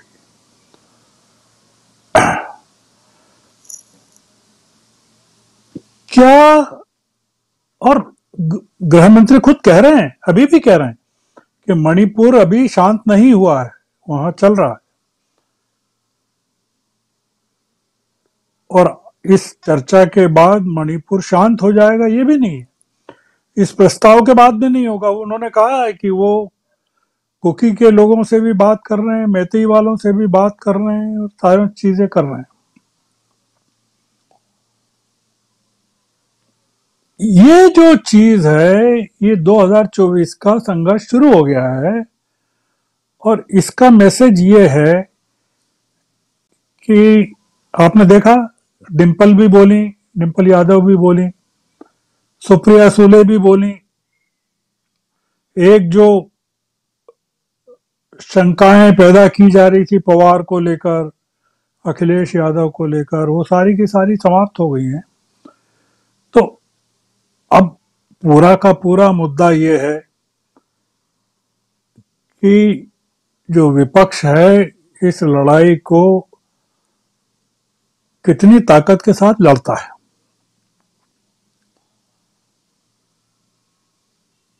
और अब पूरी की पूरी जो लड़ाई है राजीव जी, वो लोकसभा से बाहर आ गई है, सड़क पर आ गई है। क्योंकि अगला जो विंटर सेशन होगा तब तक विधानसभा के चुनाव हो रहे होंगे। जब बजट सेशन होने वाला होगा तब पार्लियामेंट के चुनाव होंगे। तो ये जो सेशन था यह है अभी 11 तारीख तक है। इसकी जो उपलब्धियां हैं वो ही अब आगे चलने वाली हैं। और जो सरकार है या बीजेपी है वो कितनी डरी हुई है ये उसकी आक्रामकता में छुपा हुआ है। कौन लोग हमले कर रहे थे? वो लोग हमले कर रहे थे जिनके पास भविष्य नहीं है। निशिकांत दुबे कर रहे थे हमले, झारखंड में उनका क्या भविष्य? जो बिहार के लोग हमले कर रहे थे उनका क्या भविष्य है? स्मृति ईरानी हमले कर रही थी अमेठी में, उनका क्या भविष्य है? तो इसलिए ये जो लड़ाई है ये एक अलग फेज में चली गई है। और हम तो उम्मीद कर सकते हैं, बिल्कुल जैसा शकील साहब कह रहे हैं और प्रशांत जी भी कह रहे हैं, सभी कह रहे हैं, तो उम्मीद कर सकते हैं कि बहुत परिणाम हमारी उम्मीदों के अनुकूल निकलेंगे, निकलना भी चाहिए। मैंने सिर्फ ये कहा कि इसमें से कॉशन क्या है, संकेत क्या है, इसका जो अंत हुआ उसके मैसेजेस क्या हैं, और प्रधानमंत्री कल क्या बोलेंगे। कुछ बोलेंगे कि कोई आपकी मांग है कि प्रधानमंत्री बोल नहीं रहे हैं तो वो आके एक लिखा हुआ पन्ना पढ़ देंगे, या कुछ और बोलेंगे। तो मैं एक कल की जो औपचारिकता है उसको भी देख लेते हैं। हम लोगों को तो मिलना ही है, हम लगातार रोज ही बात कर रहे हैं, तो मैं भी रिवाइज करता रहूंगा अपने थॉट्स को। मैं कोई ऐसा तो है नहीं कि मैं बहुत जड़ आदमी हूं कि जो कह दिया उस पर कायम हूं कि करेंगे, बदलेंगे, संशोधन हम खुद में भी करेंगे, चीजों में भी करेंगे। जो आज दिख रहा है वो बताया मैंने। बिल्कुल गर साहब, जो आज दिख रहा है और जो सवाल आपके हैं वो भी बहुत वाजिब हैं। और अगर कोई ये सोचे कि नहीं सब कुछ बिल्कुल सपाट पिच है और अब बिल्कुल बैटिंग करते रहना है, तो ये भी संभव नहीं होता। गेम बदलता भी है और आपको चौकन्ना रहना होता है। अगर आपके पास बॉल आए तो आपको कैच पकड़ना होता है, अगर आप कैच छोड़ दिए तो मैच गंवा सकते हैं। और इस वक्त अच्छी बैटिंग अगर करते हुए राहुल गांधी दिखाई दे रहे हैं तो राहुल गांधी को सतर्क होकर के खेलने देना विपक्ष का भी काम है। राहुल गांधी बहुत शानदार ऐतिहासिक आज भाषण दिए और इस भाषण के बाद ये कहा जा सकता है, पहले से भी तय था, आज राहुल गांधी ने खुद ये कह दिया है। लोगों के बीच जो बातें होती थी कि मोदी नहीं तो कौन, राहुल गांधी ने अपने आप को उसके सामने उस सवाल का जवाब दे दिया है कि मोदी नहीं तो मैं या हमारा संगठन। और इसलिए वो बहुत ही शांत चित्त होकर के बहुत धीर गंभीर अपनी बात शुरू करते हैं और उस मुकाम तक पहुंचते हैं जहां आप देखिए कि वो भारत माता की आपने हत्या कर दी, जहां वो रामायण के प्रसंग को लेकर आते हैं, जहां वो देशद्रोही तक कहते हैं कि देशद्रोही आप हैं, और जहां कहते हैं कि आप अगर चाहें तो भारत की सेना एक दिन में मणिपुर में शांति ला सकती है, लेकिन आप नहीं चाहते हैं। तो ये तमाम बातें आज राहुल गांधी कह रहे थे, रख रहे थे। और ये एक अच्छा, जो एक बहुत बढ़िया पहलू, बहुत बढ़िया पक्ष है जो विपक्ष की तरफ से आज दिखाई दे रहा है। लेकिन दूसरी तरफ से सतर्कता वहां रखने की जरूरत है कि क्या राहुल गांधी ने फ्लाइंग किस दिया, या अगर दिया भी है, अगर किया भी है तो इसके क्या मायने हैं। और इस लेवल पे जाकर के अगर संसद में बातें होने लगें तो फिर आप समझिए कि कितनी दूर तक तैयारी की जा चुकी है, रखी जा चुकी है, और उन तैयारियों पर आपको प्रहार करना होगा। यही बात तो कह रहे थे यहाँ श्रवण साहब, उस बात को समझने की जरूरत है। बहुत सही कह रहे थे और हमारे तमाम साथी अपनी बात रख रहे थे, उस बात को समझने की जरूरत है। और कल को जैसे जैसे परिस्थितियां बदलती हैं, राहुल गांधी इसके बाद सीधे पहुंचे राजस्थान, जहां आज विश्व आदिवासी दिवस पर अपनी बात रख रहे थे और वहां भी बहुत धीर गंभीर वो अपनी बातें रख रहे थे। और उनके बीच पहुंच करके उन्होंने ये बता दिया कि अगर कोई नहीं तो मैं हूं जो दिल्ली में रहता हूं आज। लेकिन गर साहब, राहुल गांधी ने अपना पता बता दिया है वहां जाकर कि मैं दिल्ली में रहता हूं। तो ये भी है कि दिल्ली के निवासी हैं राहुल गांधी, और वहां पहुंच करके ये कि 4 राज्यों को एक साथ आज साधा है राहुल गांधी ने। राजस्थान में के झालावाड़ में ये जो मीटिंग हुई, बांसवाड़ा में, माफ करें, बांसवाड़ा में जो आज बैठक थी, जो रैली थी राहुल गांधी की, उस रैली से न सिर्फ राजस्थान को बल्कि मध्य प्रदेश को भी और इधर महाराष्ट्र को भी, गुजरात को भी, इन तमाम राज्यों को वहां से आप साध सकते हैं। क्योंकि इन तमाम राज्यों के जो आदिवासी बहुल क्षेत्र है वो कहीं ना कहीं यहाँ पर आज इकट्ठा था, वहाँ के लोग इकट्ठा थे। तो बहुत कुछ अपने हिसाब से चल रहा है, बहुत कुछ चल रहा है। प्रशांत जी कुछ जोड़ना चाहते हैं? जी प्रशांत जी। सिर्फ एक सूचना देनी है कि आज का सत्र खत्म होने से पहले लोकसभा में राजनाथ सिंह, रक्षा मंत्री राजनाथ सिंह ने ये घोषणा की है कि कल प्रधानमंत्री रहेंगे और वो जवाब देंगे अविश्वास प्रस्ताव का।